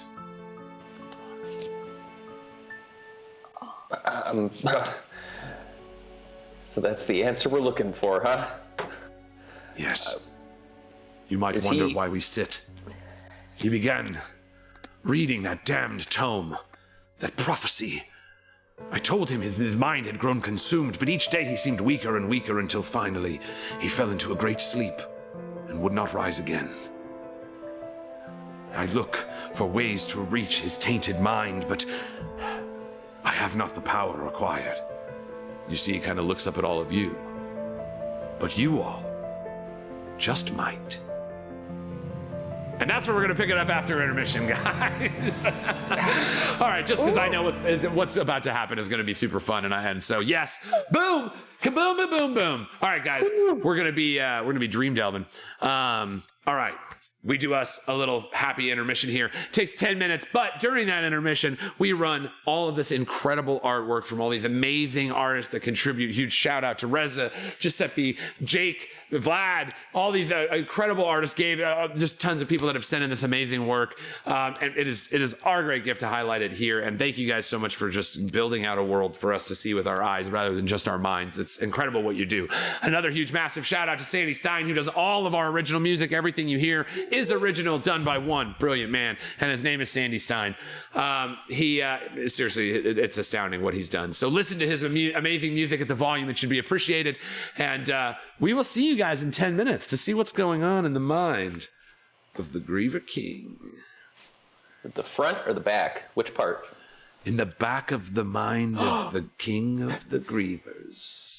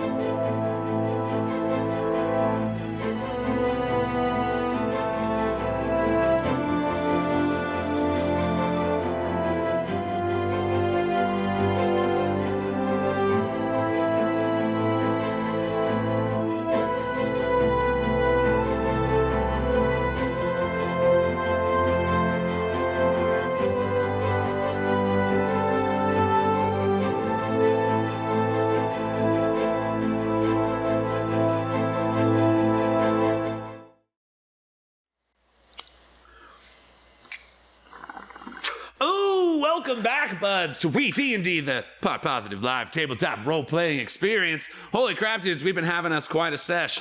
The Ferocious Five have been journeying through the battle and the military encampment around the city of Rodella, coming in contact with the Fellsworn army for the first time. And they just learned that the reason this army perhaps has been stayed for as long as it has, building to this tension that's palpable in the army's ranks, is because their leader, the Fellsworn King, Greylend Ferragor, the Griever King, is apparently trapped in his dreams. So we are gonna jump right back in. You guys, at this point, you're all gathered around. Sumner has grabbed one of these books full of all these ancient rituals, and knowing the combined strength of you all kind of gathers you and walks you through the encampment. You come to the royal tent, a much more lavish tent, several extra folds. There's several rooms to get through all the way to where you are. As you go through these inner layers of the camps, you see very worried clergymen and sages, older people with some connection to magic, but nothing strong enough to aid in this endeavor. You see they're all kind of worried, and their eyes light up a little bit as you all walk into the room. Brunor, Rial, Divot, and Tynna, you guys currently, you walk into this main chamber of this tent, lavish purple and silver, platinum chains dangling all over the place, extravagant wealth in this kingdom. But you've seen far more lavish and far poorer kingdoms. It's like he's not exactly a braggadocious king, but being a king, there are the trappings of a fine life here. And you see, as you walk in and kind of look at the environment, you can't help but look down and be like, impossible. You see this almost frail looking body of this man with pale white skin and long silver hair. Now he's a human, so he's not, like Rial and you guys kind of have a similar thing, like pale hair, silver hair, pale skin, silver hair. But he is human. He's not of elven origin like you are, so his body doesn't have that kind of timeless quality to it. You can see that whatever he's going through right now, his body is just thrashing around on the bed. You see beads of sweat pouring down. His eyes like twitching wildly, like he's in REM sleep, but unable to open as he kind of thrashes around on the bed. You see he's bit his lips, and where the blood has dried, there's these little red, little drops of this pooling blood, and he's just kind of thrashing about, almost like a seizure, like half dream, half seizure, as he just frenetically waves in front of you. Not the Fellsworn King of legend that you heard felled the god Bane and led to the death of a god himself, but a mortal man, being ravished in his own mind. Those of you attuned to arcane energies can't help but notice that near his bed, there is an open book that's just radiating magic energy. And Rial and Divot, so tuned are you to this arcane energy, you see almost this like line of energy between the two, the book and this man's mind as he writhes about. You see Sumner looks at you all, and the grievous looks on your face. He says, "It is as you see. The king is unable to wake. I found this ritual, but I am far too weak." You see, he hands it to you, Rial. And as you grab the book, you hear the flappings of the tent open up. You all kind of look over, and you see Thoricus Onyxheart. He's kind of holding his breastplate in his right hand, like tank top and army bottoms. He's covered in sweat. There's a couple black smears of streaks of like black handprints along the side of his face. It looks like, he's been working up quite a sweat as you feel just the musk of the Stone Reaver kind of wash into the room, battling with the smell of a man who for 3 weeks has been stuck in bed, if you catch my drift, and the smells. So yes, you guys, you kind of see Thoricus as Sumner sees you walk in. He's like, "Oh, the Stone Reaver," and he hasn't had a chance to greet you properly yet. You see he comes up and he shakes your hand, and then you see he's like looking at his hand like there's something on it. He kind of wipes it off. And so, yes, he welcomes you to the tent, and he's like, "I wish it were under better circumstances, Stone Reaver. As you can see, the king is in great peril." You look down, you see the king just thrashing in bed as well. And there you are, you see the magic book in your hands, Rial. You look down at the pages. It is an old magic ritual. You think with both you and Divot as the conduits for this kind of magic, you guys might be able to pull it off. It's page 76 where it says Brian Fitz. Just under that is going into people's dreams through a magic ritual. But yes, you're kind of reading the tomes, and go ahead and give me an Arcana check, Rial. All right. And you're trained in Arcana, so you can't get less than a 10. Bruner's just real proud of all of her friends that know how to read. Oh no! A 2! Just had the book upside down, guys. Sorry. Actually, so your bonus is +6. So since you can't get less than a 10, you actually got a 16 because of your reliable talent ability as a rogue, which is so cool. Wow. But it was a 2. There you go. Yeah, you're like, I had it the wrong way. So with a 16, I'm not going to give you. You're not keen on any special tricks. Like there might have been something in there that you could have used to your advantage, maybe boosting the spell in some way.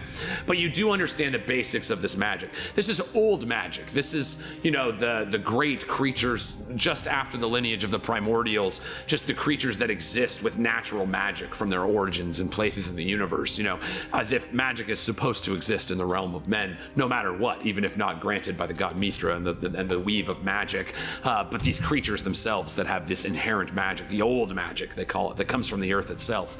And so it's like reading the precursor to the books that you would read now. And so maybe all the symbols don't quite add up, but you understand the magic of it all. You do, again, it's like the sci-fi thing. You can't help but settle on the final, like, instilling your mind into the mind of another person is a dangerous thing. For what is wrought upon you in the realm of the mind will be experienced by your body in the realm of men.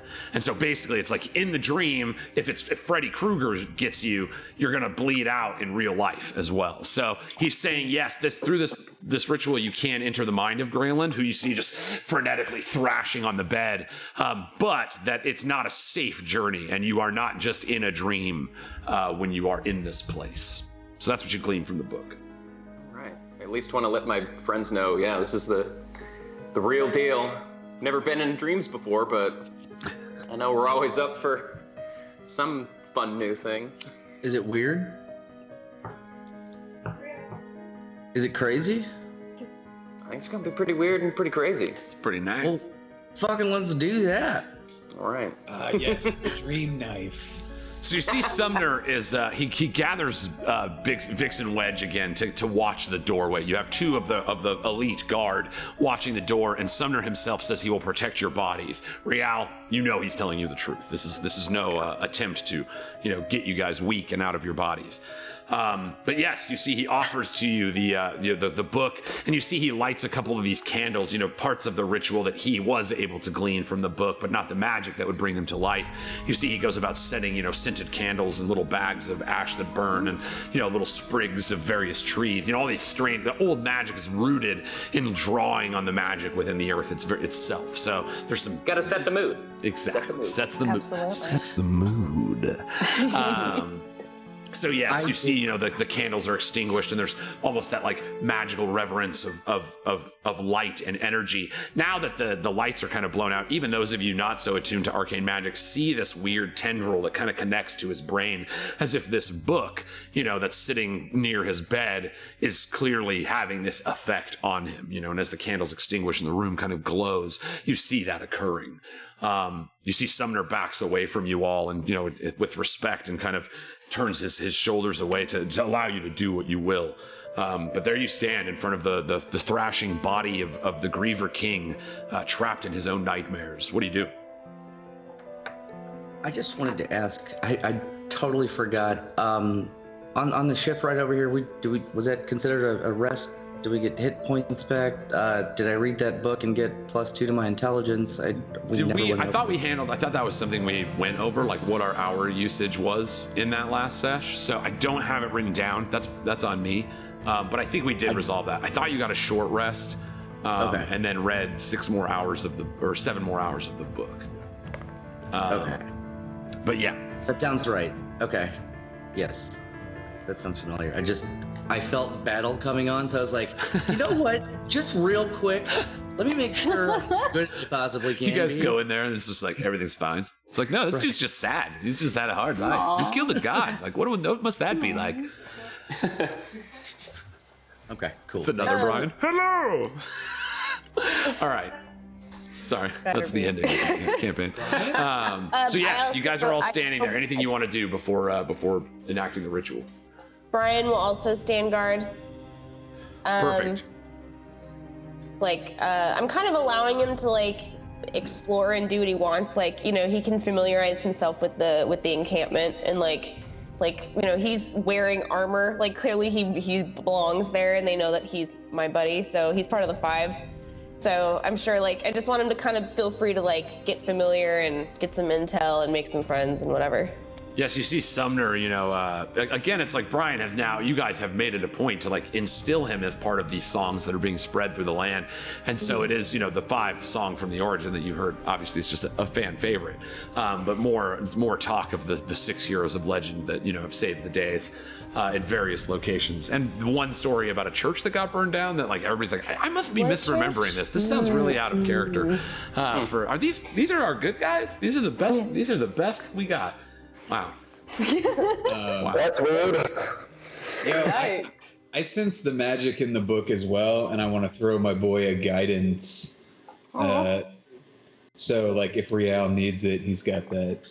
Yeah, you know, Rial, for a brief moment, you feel almost like an illusion, that red mask of death. You know, as you consider your destiny linked more with Divots, it's almost like Divot's guidance on you. It's like you're looking through the mask of the red mask of death that you've seen Divot wear time and time again. The bone that was pulled from the skull of death himself fitted onto the face of Divot. You kind of feel like you're looking through that yourself as you look at this book, granting you an extra D4 on your skill check for it. So go ahead, actually, because we had talked about how if it was high enough, you got a 16. If you roll a 4, Rial, you have to roll a 4 on a D4, but if you roll a 4, you will get a little candy from this. Ooh, yummy. Let's see. Candy. Some candy. Candy. Come on, 4, baby. So yes, you know, it's like you get a little extra of that guidance, that font of knowledge that Divot is, you know, able to access through his connection to the eternal magic of death. But unfortunately, it's not enough for you to unlock some of the finer mysteries of old magic. You know, again, more rooted into the life of nature than the life of death. Oh yeah, I'm still not used to that death candy, but I like I'm gonna get this. Don't worry, I'll figure it out. Yes, the people who wrote this are dead. All right. Anything else before you guys start this ritual? I'll address Sumner Milton real fast.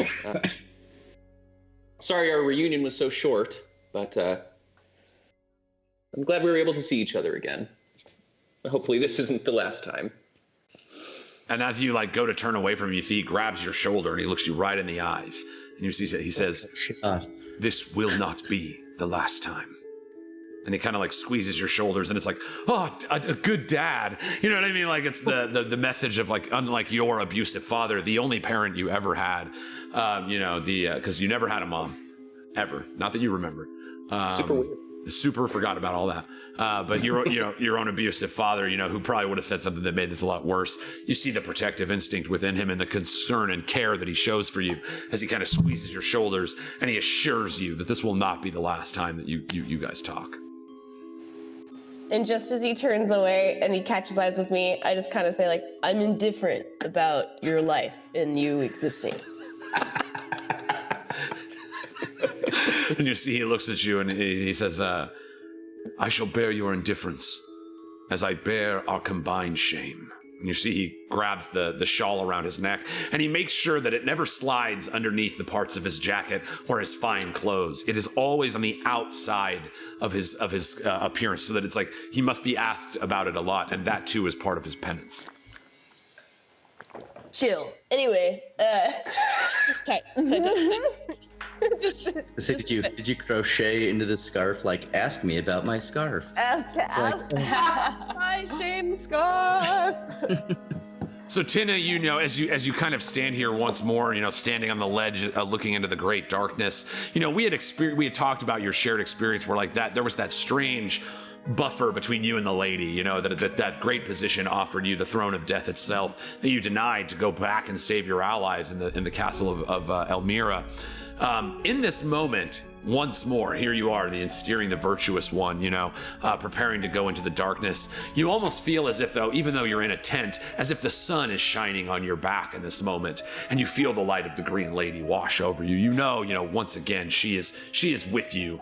And again, just to kind of put any fear that there was a growing rift between you two, there is not at all. She is still, especially now that you're connected to her once more, she is forever with you.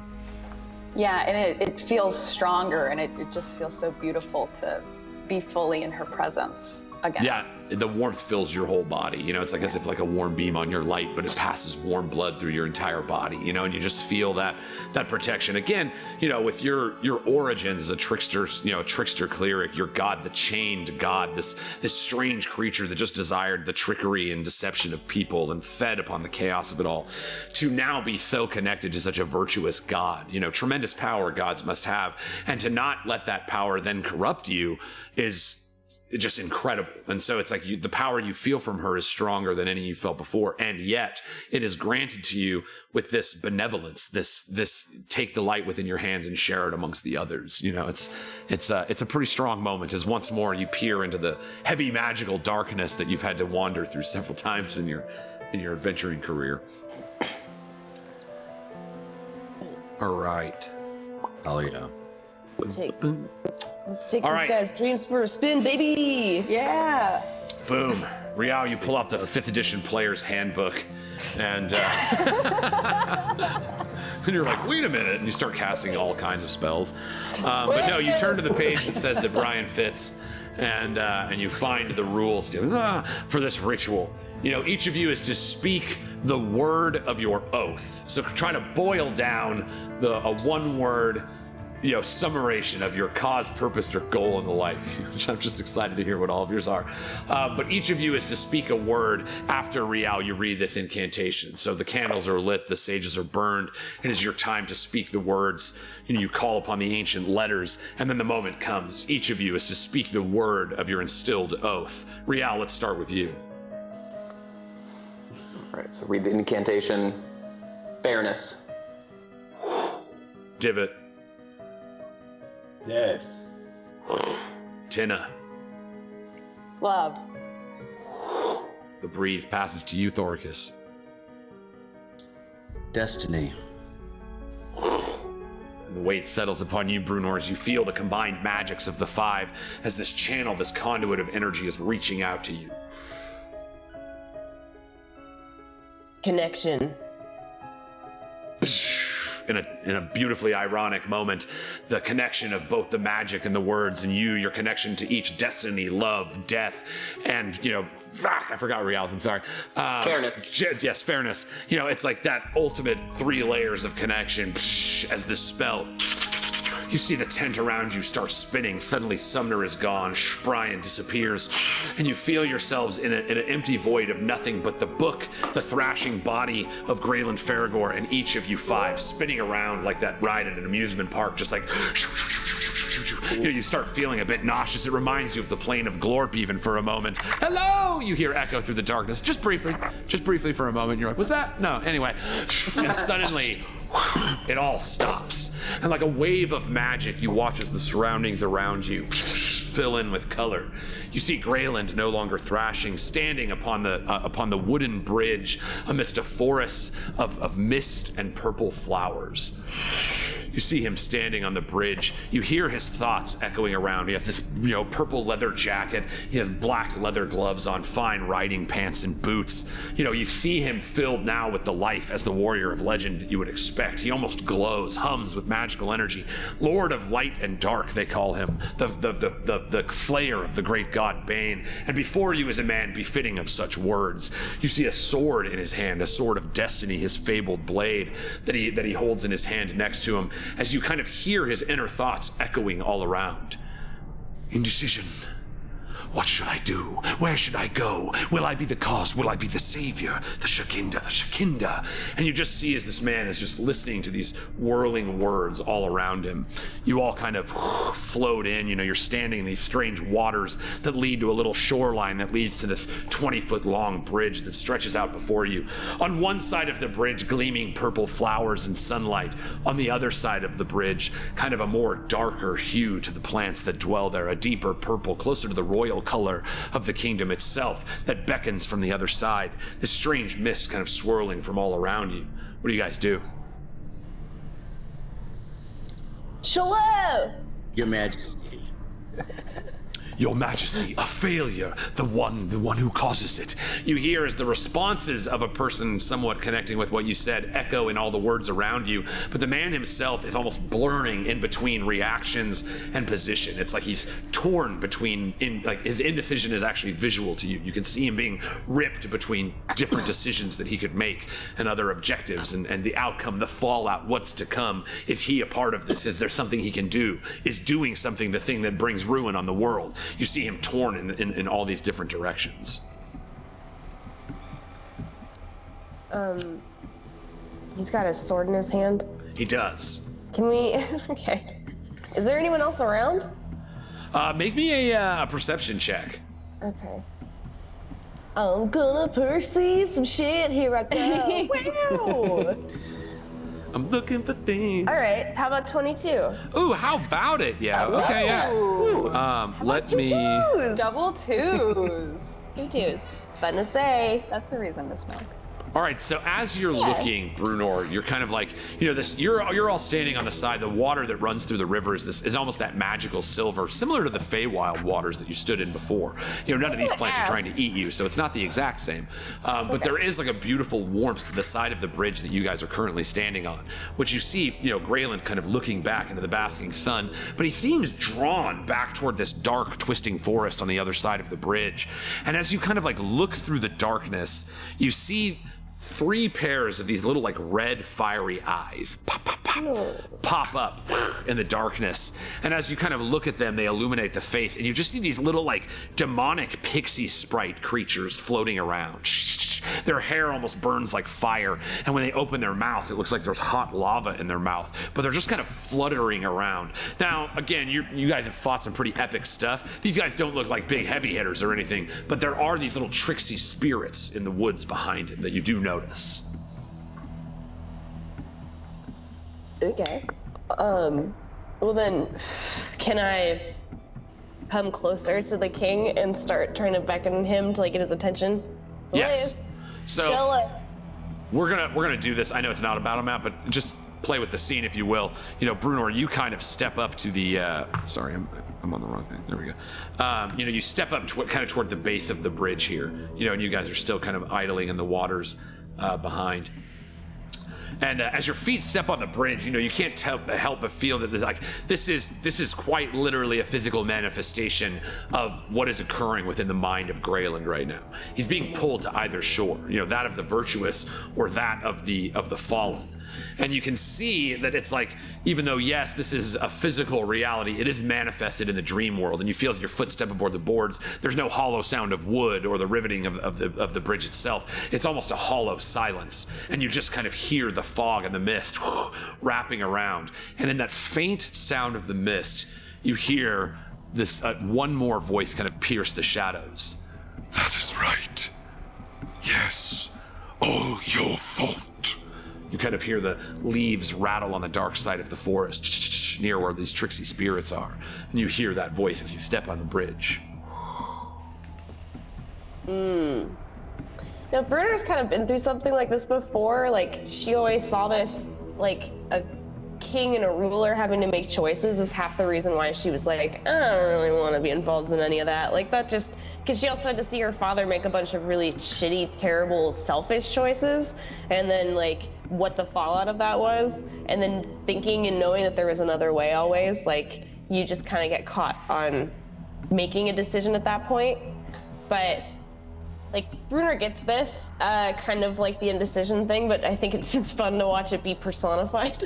like to see like it floating around him and stuff. She's like, oh my god, that's like how it feels. Like Yeah, you've seen yourself on an aquatic version of the same bridge before. Yeah, like just this is, I get this nightmare. It's like an actor's nightmare where they're like, I think my actor's nightmare is I'm always about to be in Phantom of the Opera for some weird reason. That's the actor's nightmare, the reoccurring one I have. It's like, you gotta get out there, the chandelier just dropped, and I'm like, I don't know this show, I've never seen it. Like, that's always my actor's nightmare for some weird reason. So I feel like this is like this version of that. Like, yes.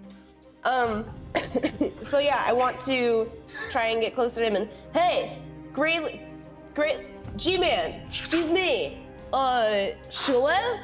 You see of all the many faces, you know, almost like Neo in the Matrix, like one of them kind of pulls out and looks at you.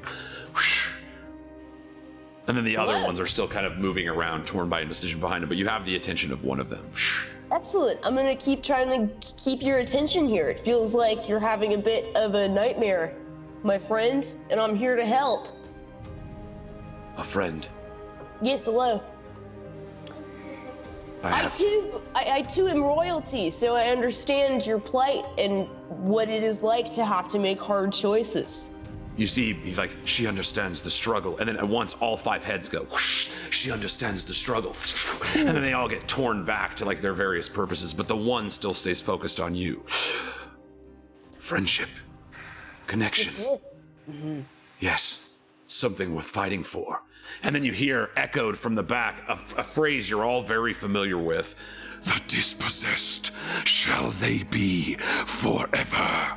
And you watch as now these ideas of things worth fighting for, you watch as that one vision of Greylend and the 5 behind him start considering the death of everyone he ever loved, the choices of leadership and what happens when you choose the wrong thing. And again, that well of magic, you see that little noodle of come from the darkness and connect to his brain once more as he's being racked with this fear of what is to come. How you see him, any action is currently, it's all filled with like this negative response, and he's frozen in the fact that no matter what he does, and also by doing nothing, he is failing someone.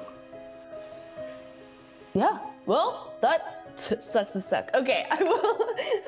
It sucks to suck. I've been there where you're like your own problem and you're standing in your own way. Okay. Bro, no, wait, hold on 1 second. You're worrying about things that don't exist yet. None of that is even real. There's nothing that's real yet in this moment. None of that's real. And then you hear from behind him, yes, nothing is real. Oh my and you're like, you watch your words turned against it. us. Around and be like, are you kidding me right now? I want to like walk past him, like push past him on the bridge at that point, and like get around and be like, okay, who the fuck is doing this? What's happening right now? All right, so you kind of go like start walking across the bridge, and you find that Greylend Ferragor himself is incorporeal. You go to kind of push him aside and be like, all right, buddy, who the fuck is back there? And your hand just kind of goes through him. You see all the minds still caught in their indecisions as those little sharp eyes, those little like burning eyes that you saw, seems to start drawing closer to the edge of the bridge where you to continue to proceed. You hear from the voice on the other side. I am the Nightmare Shepherd, and this man shall never be free. And as he laughs, you see this burning fire similar to the hair of the tricksy spirits as this red-skinned devil with these pointed horns starts coming into light. You see his face appear as this twisted, tormented soul for a moment and then vanishes once more. He's seemingly invisible, but unto the eyes of Divot the Lightning Dodger, your vest of eyes right now, after his face makes itself appear, you see him try to cloak himself behind invisibility, and he can no longer do so. So bear with me, guys. You're gonna see this, but only Divot can. Divot, this is the beast that you see break in front of you. It's this red-skinned demon clad in this like shiny silver and gold armor. This is indeed like a straight-up like devil. I'm sorry, not demon, devil. Devil from the plane of hell. Like this is a spirit that is known to like live off of tortured souls and thrive off the suffering inherent in nightmares. So you see this. You guys don't all see him yet. He's actually still hidden from you. But yes, he kind of appears in front of you. You see his sword at the base, it's like he has a handle, and then this red flaming sword starts coming up. But the end of it kind of looks like a cat of nine tails. You see it has these like 9 barbed whips at the tip that you can just imagine inflict searing pain. But this creature now visible to you, Divot, and also, I'm sorry, you have seen invisibility. That's something cool that you have. So you also see this creature floating behind him is this purple-skinned, chitinous, bug-looking creature. It's got, coming from its armored plated shoulders, it's got these 4 claws that come out, 2 of them holding onto a trident, 2 of them just back with pincers that snap. Its body is just like a hardened shell, almost like a crab, and its feet are clawed and hooked. You also see sitting behind this thing a demon you may be familiar with. Sorry. Quab! Quab? Is it a quab? Oh, Quab. More quabs, please. But yes, you see a Mesoloth floating behind it. It's this kind of like insectoid creature with these yellow eyes and fanged pincers at the mouth, these hooked little hands holding onto a trident. You know them to be magical as well. So that's what you see. At this point, Divot, you can see all of them, but those of you, Brunor, you on the bridge, and everybody else without the ability to see invisibility, just see these 3 trickster spirits floating around. All right, I whisper, fuck, and then I cast Armor of Agathis on myself. All right, I'm gonna say anybody in the back ranks, you get 1 round of prep. While Brunor, we're gonna play out your role play. So if you guys have any spells you want to cast or anything you want to do in that round, go ahead and do it. Brunor, you step forward, you see that face, and then it disappears into invisibility behind you, and you see those floating eyes kind of like moving around like bees in the darkness. What do you do now that you've seen the face? Okay. Cool. So, like, everyone's in on this thing now, right? So we have Queen Mab in the Feywild. We have Titania. We have Hell also coming in. And so that must also mean at some point there's going to be some celestial bullshit we're going to have to deal with here. What are you talking about? Everyone wants in on this weird situation going on, and yet I'm not one of the fucking 5. Okay, cool, great, excellent. I'm trying to get him to show himself, because I need to be able to see him to fight him, because then I don't know how well I'll be able to hit him on, like, with disadvantage. Yeah, I was gonna say, you do know, you know where he's at, so you could strike there. You would indeed have disadvantage on that strike. Yeah, while he's invisible. My rolls are wild, they're all over the place. So I think what I want to do is I want to take out Daughter of Ash and just shoot at one of the little wispy boys, just to try, see what happens. Yeah, you see some of the eyes like floating by a tree, and you're like gonna try to like pin it to a tree. Yeah. Like get these little tricksy spirits out. You actually missed. Yes. So you see as the little creature kind of like floats around. Oh no, 13 AC. I'm sorry, I was looking at the Mesoloth. These have a 13 AC. They're a variation of the spined devils. So if anybody wants to keep me honest, don't worry, it's 13 AC. So yes, the arrow hits. It doesn't do enough damage to kill it, but you do kind of stab through it, and you see it strikes the tree behind it, but it actually just shot straight through it. It does take the damage though. Aha. So the way we're gonna do this one, we're just gonna go team initiative. So Brunor and then you guys will get a go. Like I said, that'll be your round of prep, and then they'll get a go. Or you can do whatever you want on that turn. But so Brunor, you started it off. You can go ahead and finish your turn. Do you want to do anything else? I think you still have another. You have 2 more attacks, don't you? I know. I keep forgetting you guys have 3 attacks. Just because it's fun, I'm gonna hit another separate one. Yeah, dope. Yeah. And then I want to do a 3rd one. Oh! Oh, yeah, you do.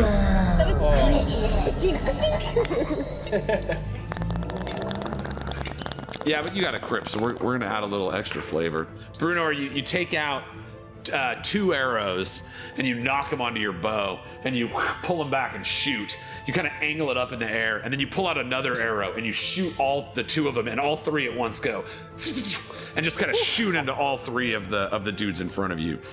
Funny, the crit didn't do the most damage. How funny is that? But it gave it some panache. It did. That's The all panache you- was, yes. It takes ego damage. But no, your display. You're just like, get these little bugs out of here. One of them is bleeding. The one that you hit the hardest with the 11. So that does kind of give you a depth of what their relative strengths are. But at the aggression of that, let's see. I'm gonna give him a saving throw. Like maybe you baited, maybe you didn't. Yo, does it bleed blue blood? Like a black blood. Like I did it. Black blood. Black blood. Black plugs. Black Bleed blood. blood. Big bugs bleed black blood. Blue bugs bleed black blood. Blah, blah, blah, blah, blah. All right, he's gonna make a saving throw. I don't know. Oh, it's because my turn order's there. I was like, why won't it let me scroll? Boom. Here we go.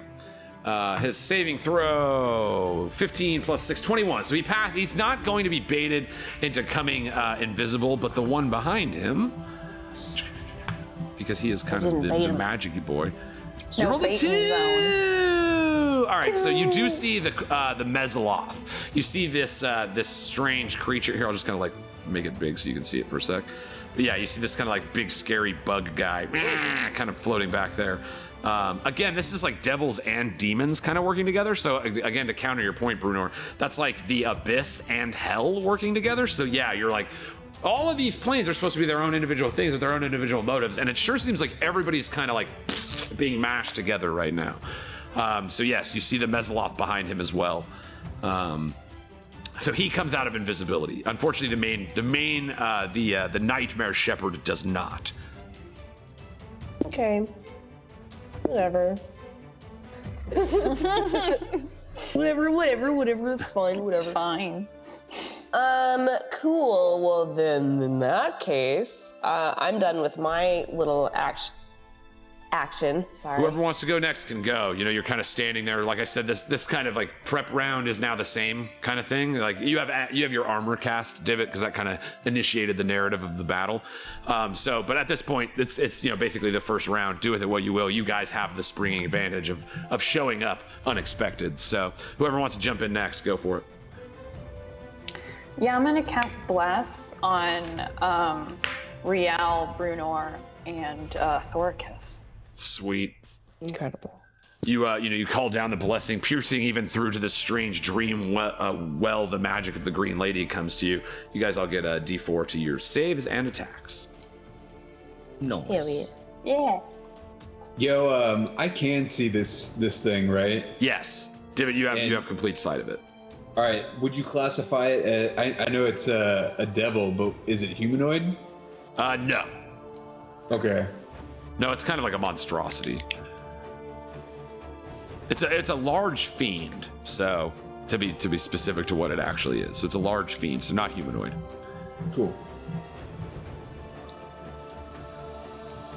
I'm gonna start calling myself a large fiend instead of a human. Sorry, I'm a large fiend. Human. I'm a Large. I'm a monstrosity. Hi, my name is Brenna Folger, and I'm a monstrosity. All right, who's up? Yeah. So was the casting the armor my thing? Just No, just so I gave know? you that. That was kind of what started the narrative of a potential battle scene, and then Brunor started with the attack. So I'm just giving you the go. Cool. So is someone going currently? Somebody All right, go. yeah, I don't care who yelled, it is. not all at once, folks, and then boom, shatter the fucking guy. Okay, nice. Shattered. Now with the size of Shatter, you'll be able to get one of the other dudes. 5, 10. Actually, no. You could get any combination of. Well, the best location would probably be here at the bottom if you want to hit these 3 of them. Hell yeah. Hell yeah. All right, so they each get saves. What kind of saving throw is it? A shiggity shattered one. I think it's dexterity, probably. It's con, isn't that? Or no? It's probably dex, but just let me know what it is. Con. All right, so they actually have pretty decent con, but here's 2. No.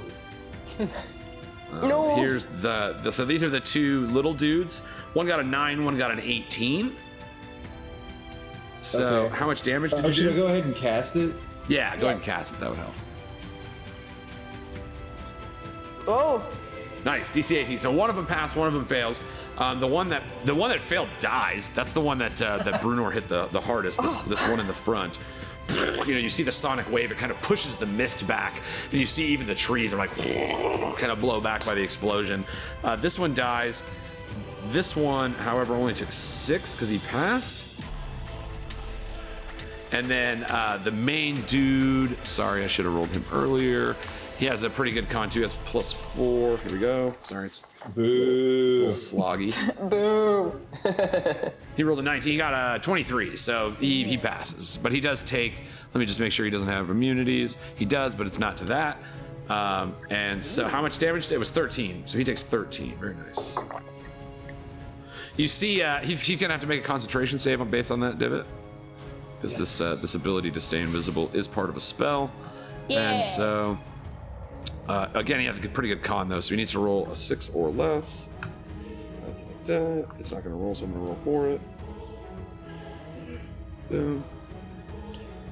You rolled a 3. Okay, yes. So you knocked the invisibility off of him. You see the sonic waves kind of outline him, and then you see his twisted, sharp-teethed smile and burning white eyes kind of laugh at the gall of you to cast a spell upon the Nightmare Shepherd, and he kind of expresses himself into the light. So yes, you did manage to knock him out. It's very useful, and you punked one of these little dudes floating around him. Good round of it. You got anything else?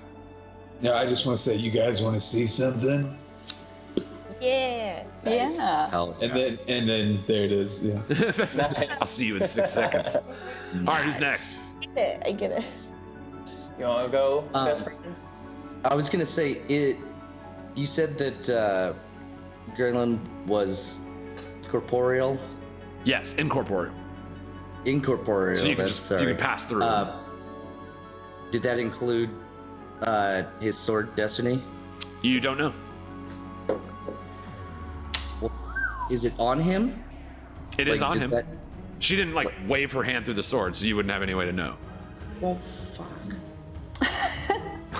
All right. Well, then I'll just, kind of mosey on past and be like, "Morning." As I'm walking across the bridge over to kick this guy's ass. Yeah, it's 20 feet, so you can get to the other side of the bridge easily. As you know, you kind of reach for the sword, ooh, can I use this epic sweet sword? Your hand goes through it as well. It is indeed part of the dream fabric. Thought so. Damn it. All right. Well, sir, I'm Good here idea. to fisticuffs. You have your weapon. Yes. Yeah. Absolutely. So, I say, Mr. Devil, sir, again. Yes. I'm here to fuck you up. You are here to try.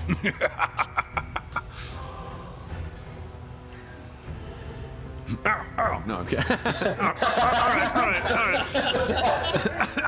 Okay, but if you can stop. He does have a 19 AC. So that's 3 hits and a miss on the bonus action strike there, Thorcus. You are, again, it's as you always kind of gauge the strength of the people that you're battling against. Oh, you're also blessed, actually. I was gonna say, Oh, yeah. Yeah.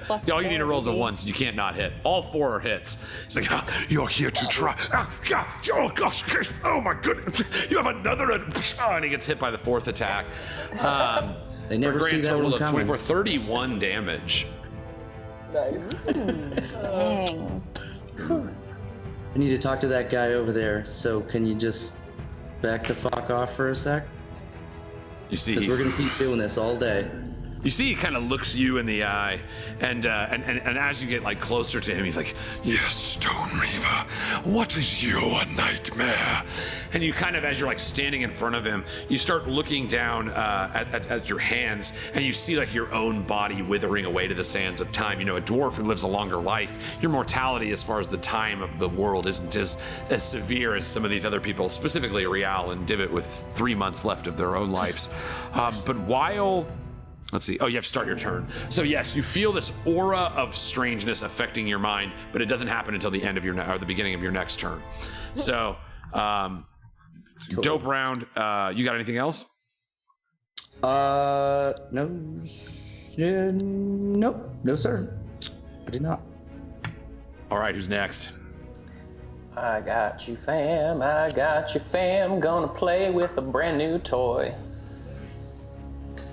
So we're gonna give mirror image a shot, so they don't know who exactly is shooting them. I get 3 duplicates, so and I'm gonna flank the bridge. Dope. Yeah, almost like a bunch of archers at the end of the bridge. Like, there's a volley of reals. And I'll at least train I want to train the brand new oath bow on this. Now that we can see this large fiend, and then I can hear those whispers. What does the bow say? You hear the bow whisper to you in Elvish, "Swift defeat to my enemies." Yep. So I hear that, but since it's just prep, we'll just hang tight, because I can't attack without, yeah. Right, yeah, that's your action. Your action is mirror image. Mirror image is dope, though. It makes it very hard for things to hit you. Area of effects do kind of eat through that spell, just so you know. That is one of the weaknesses of it. But direct attacks against you are very hard to hit. You guys see, almost in like a dream, several reals wearing bow ties and nothing else, just across the bridge, holding on to oath bows. So you do the oath bow thing where your damage against any other people is reduced, but you make the devil your oath. Is that what you did? Mm-hmm. Cool. You feel that purpose, that magical connection between you and this bow connect, and now you gain the boon. What is it? It does like a bunch of extra damage, right? Let me see. I have it pulled up. 3d6 extra damage against your sworn enemy, but you have. Oh yeah. I think you have disadvantage on attacks against other things. Yeah. On anything else, and then either way, he's gonna die in 7 days. So it's while your sworn enemy lives, you have disadvantage on attack rolls with all other weapons. So your bow, you would still not get disadvantage with, even if he's alive. That's something cool. I didn't realize that. I think I misread that. I didn't realize that either. Yeah. I thought that so was it's kind like of the boon. now you have to use the bow until that guy is dead. Which in your case is great because the bow is awesome. But yeah, it would like throat fucker and your other stuff would be penalized by that. Disadvantage, right? Sweet. So you set the oath bow on him. Your first time unlocking that beast. You got anything else, Rial? No, sir. Let's fucking get this guy riggedy wrecked. Smoothie, you're up. What you got? Oh, I thought me doing bless was mine. You did bless. I'm sorry. You're right. Thank you for your honesty. Thoricus, you look as these strange, glowing-eyed creatures kind of take their opportunity to fly over toward you, if only putting themselves into the range of your doom. Each of them, actually, you know what? They're smarter than that. They will. I'm sorry. I take backs. Take backs. No, takes these backs. You can't. Takes these backs. Backsies. You see, they back up to their range, kind of flanked to either side of the demon, and you see each of them shoots these little needles from their spiked tails. They shoot them out at you. There's 4 of them total. They are 20 feet away from you, Thorgus, so they're not quite that far away. I'm sorry. 20 feet away. They each shoot. I'm just gonna do 40-20. 4. They have to roll pretty high to hit. But they are rolling pretty high. 1, 2, 3 hits. What's your AC is 17? 19. 19, 2 hits. So you end up taking for 8 normal damage and 6 fire damage. As these little flaming darts shoot from their tails and they whip them at you, shoot through the air. Behind them, you see the Quesloth, or the Mezzaloth. He's going to Cry. I like this.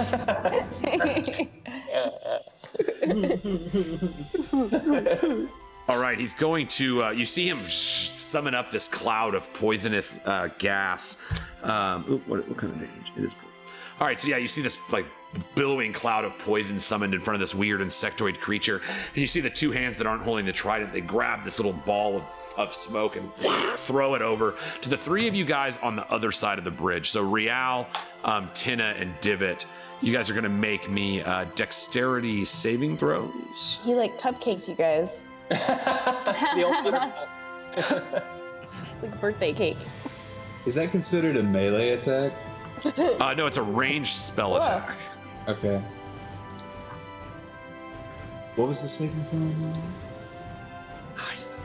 Oh, what's up? Nice. What's up? Saving throws. Nice. Come through. Yeah. Go through saving throws. Nice. Yeah, you all pass. You only take half of this damage. You see this big ball of poison gets lobbed at you as the spell Cloud Kill is cast. Sorry, it just got... So it's going to stay there. There's going to be, 20-foot radius, you say. Oh, no! Oh, no! Baby. Isn't everyone resistant to poison because of the dragon armor I made him? Resistant, yeah, you take half. It's more of a rectangle here. My space isn't good, but it's because the part it's in there. You see this green cloud is summoned. Riao, you pass, and since you have your evasion, you take nothing. The others, those of you that did pass, you take 20 poison damage. Pretty powerful spell. Ooh. And so if you have resistance, you take half of that still. So you would take 10. All right, so that's the Mesloth, and now it is my man. So, all right, you see, he is going to Thoricus. Make me a DC. Let's see what his DC is. I'm sorry. Can I burn my reaction to Hellish Rebuke that guy before this next guy goes? Yep, you absolutely can. How much? What do you do? It's fire damage. Yeah, I'll cast it. What is a rectangle but a square persevering? So high. So he hits me with that shit, and I'm like, no. No. You did the Kurt Russell from Tombstone. You're just like, no. No. No. No. All right, so you get him for 12. He gets to make a dex save, and he is resistant to fire. So he takes half, kind of like you guys took half from the poison. So let's see if he makes a saving throw first. Oh my gosh, I don't know why I did that. Sorry. Boom. Actually, he passes. So he takes half, right? Of 12, which is 6, and then he takes half of 6, so he takes 3. Okay. You see some of the fire damage absorbed, the burning flames above his crown that kind of burn between his leathery black wings. You see just some of the fire is absorbed, as devils are wont to do. It is his turn, so he's Thoricus, that's right, you're making me a wisdom saving throw. Oh, my fucking best field, obviously. Please stop. Hey, Bam. Yeah. Can I dog ear a question for you? Absolutely. Does the cloud kill, does that wipe out potentially the mirror images? I would say if you take damage from it, yes. Okay. Or wait, is that built in? Do me a favor, just check out the spell. I don't want to give it a penalty that it doesn't have, but I think. Let me see. Thoricus plus Thoricus. A duplicate is destroyed only by an attack that hits it. Oh, okay. It ignores all other damage and effects. So the evasion. So we all just did like a little spin move at the same time, like. Yeah, you did it super dope and in unison though, just like. Cool. Thanks for clearing that up. I just wanted to double check. Yes. So Thoricus, you feel this like the madness and confusion of your own nightmares taking over your mind, and you are confused. As per the spell confusion. Would I get to roll a d4? Yes. Hopefully save myself. Boom. Hey. All right, so that's a 16. 16. Is that good enough? Is it good enough? Straight up, this is noble. I can show you this monster. The DC is 17. No. All right, so unfortunately, you feel your mind taken over by this thing. Now, confusion has its own things. We'll roll it out on your turn. You basically roll a d10 and it determines what you do.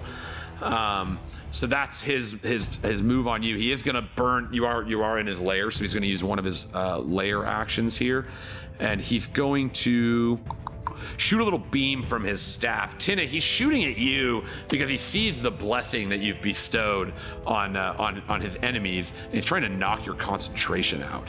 So he rolls this, boom, plus 8, 19, 27 AC with his beam, and you take, let's see here, 11 plus 26 psychic damage, so 37 total. Oh my gosh. So the way concentration works, it's the DC is half that damage or 10, whichever's higher. In this case, half of 37 would be 18. You have a DC 18 Constitution saving throw, or you all lose bless.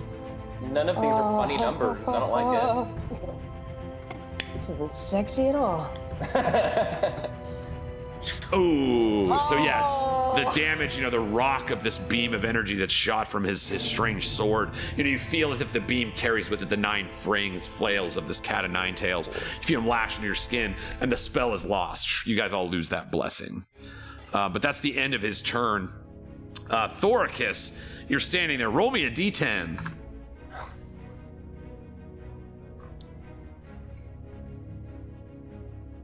Ocho.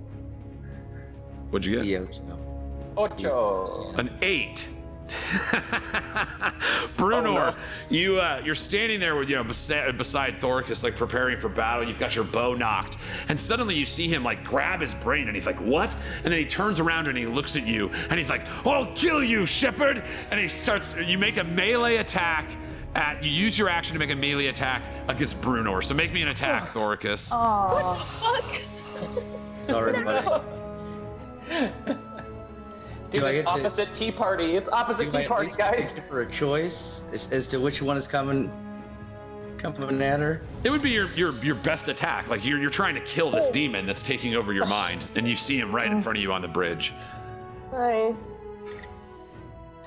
Oh right. God. 20 AC. Does that hit I Brunor? have 21 armor class. Bitch. Dope. Yeah. You miss. You swing the axe. She's not as wide as this tremendous demon, so you're just gonna slash through the air. Brunor, you quickly dodge away, but you see that weird confusion still yet in his eyes. I just want to see if you get a save at the end of your turn. Yes, Thoricus. That's gonna be the end of your turn, but you get another saving throw. DC 17. Wisdom, right? Yeah.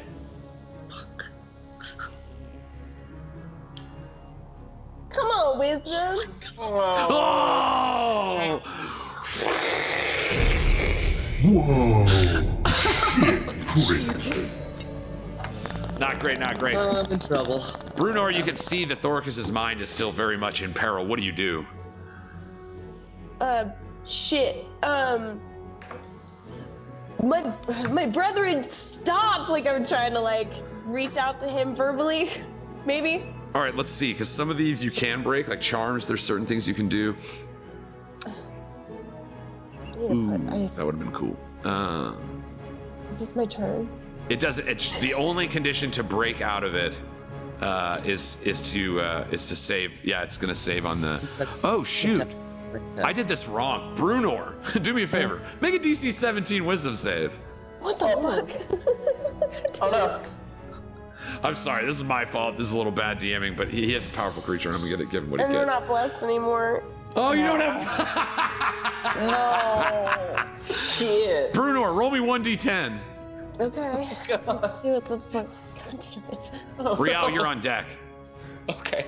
Yo, good dice. I got it. Yeah. Yes! Brunor, you see this creature in front of you, this demon is striking at you. You clearly have to strike back at it. Give me your best whammy. You're attacking the demon that is now, you see, standing in front of you on the bridge. 17 AC? 19. Nice! These demons cannot strike each other. You can hit all my guys, but you can't hit each other, dang it.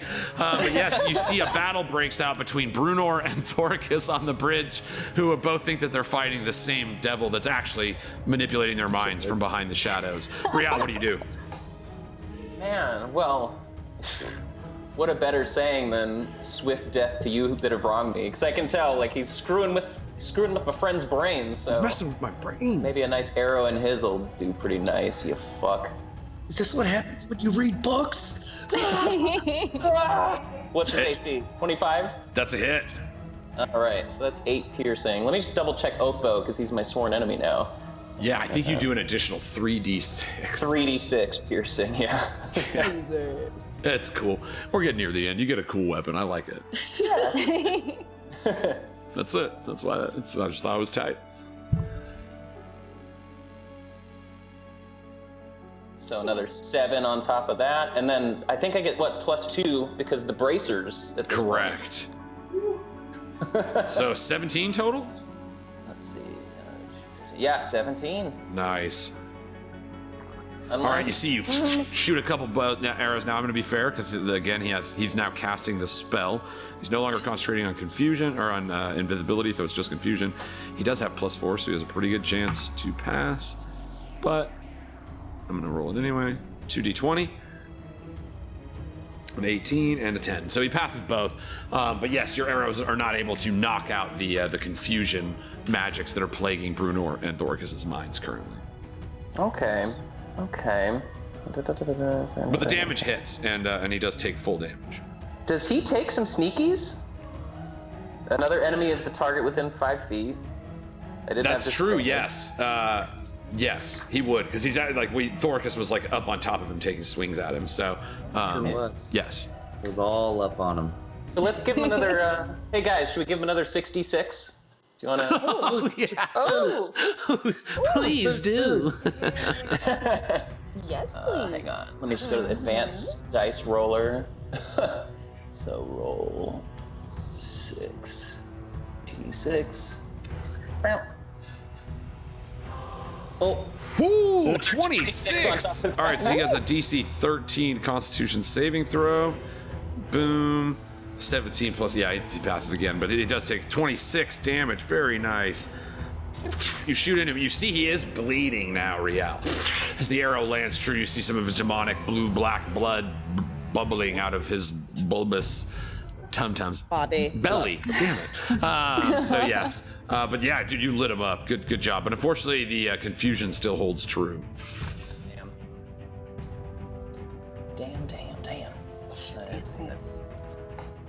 All right, you kind of see as you shoot these arrows and blast them into him, as his fire starts burning, and as the ignited fire burns on his crown, you see the two little demons or devils that are floating by him, the little trickster spirits. Their fires start burning as well. You see them kind of flittering around, and one of them, oops, sorry, I grabbed the wrong guy. Everything's moving. One of them shoots into the confused mind of Brunor. This other one shoots into the confused brain of Thorcus. And you watch as both of them, who are turning their weapons on each other on the bridge currently, suddenly stop. And their eyes start burning with fire. You see fire shoots off the back of their head and off their shoulders as they both now turn from each other and stare across the bridge. Rial, Tynna, and Divot, you're looking as Brunor the Serpent, Thorcus Onyxheart, Greylend Ferragor the Griever King, the Nightmare Shepherd, and this weird little magic bug demon all float in front of you, intent on bringing some pain. And that's where we're gonna pick it up next time, guys! Oh, cute. Wow. Wow. Oh, shit. Yep. Damn. Oh, man, this is going to be fun. Tight. This is going to be fun. Holy shit, buds. Oh, man, I love playing D&D with these motherfuckers. I can't wait to see what happens. And, man, I'm telling you guys, things are just, we got some stuff coming. Oh my gosh, we got things coming. I did want to take a sec. We didn't do this at the beginning of the show because I was already high and I forgot, but I did want to take a sec. We recently had Veterans Day, and we just want to give a huge, massive amount of love and appreciation to our own veteran, our man, Drew Yanamore, the true Thorcus Onyxheart of us all. We fucking love you, man. You're a leader among men, and I think we all speak the same when we say thank you so very much, and thanks to everybody who served. It's a beautiful thing to take the second and appreciate something that I know we all appreciate so much. So, thank you so much, man. We fucking love you. You're truly a hero to us all. Love you guys. Love you, man. But holy shit. What a game of D&D that was. We will be getting, like I said, guys, we're winding down. Do not miss this shit because it's going to be hot. We are getting close to the resolution of this here prologue. Some big world events in the balance. But to see it, you got to come hang with us on Tuesday at 8 p.m. Pacific here on the Art Heart Studios channel on Twitch. We also re-up our sessions every Friday at 4:20 for the re-up over on YouTube /Art Heart Studios. Thank you guys so much for being here. Thanks to my amazing cast for being such incredible people. Thanks to Sean. Thanks to Stephanie. Thanks to Sandy. Thanks to everybody for all the work that you do on this amazing project that just means so much to all of us. Thank you to me from Stephanie You're welcome. Thank you. From all of us too, buddy. But we got us a little ritual we like to do around here. Maybe you've heard about it, maybe you haven't, but we like to take a lighter, like this little magical crystal one that I got right here with some hemp wick wrapping around it, holding it on oh so tight like we hold our friends. Make sure we're not gonna light those friends on fire or our household pets or anything else, and go! Lighters up. Thanks so much for playing D&D with us, guys. We fucking love you, and we will see you next Tuesday. Nice. See you next Tuesday. See you with that. Nice. Oh, nice. 69 sessions, guys. I was keeping track, and we made 69 jokes about it. Nice. Nice. Nice.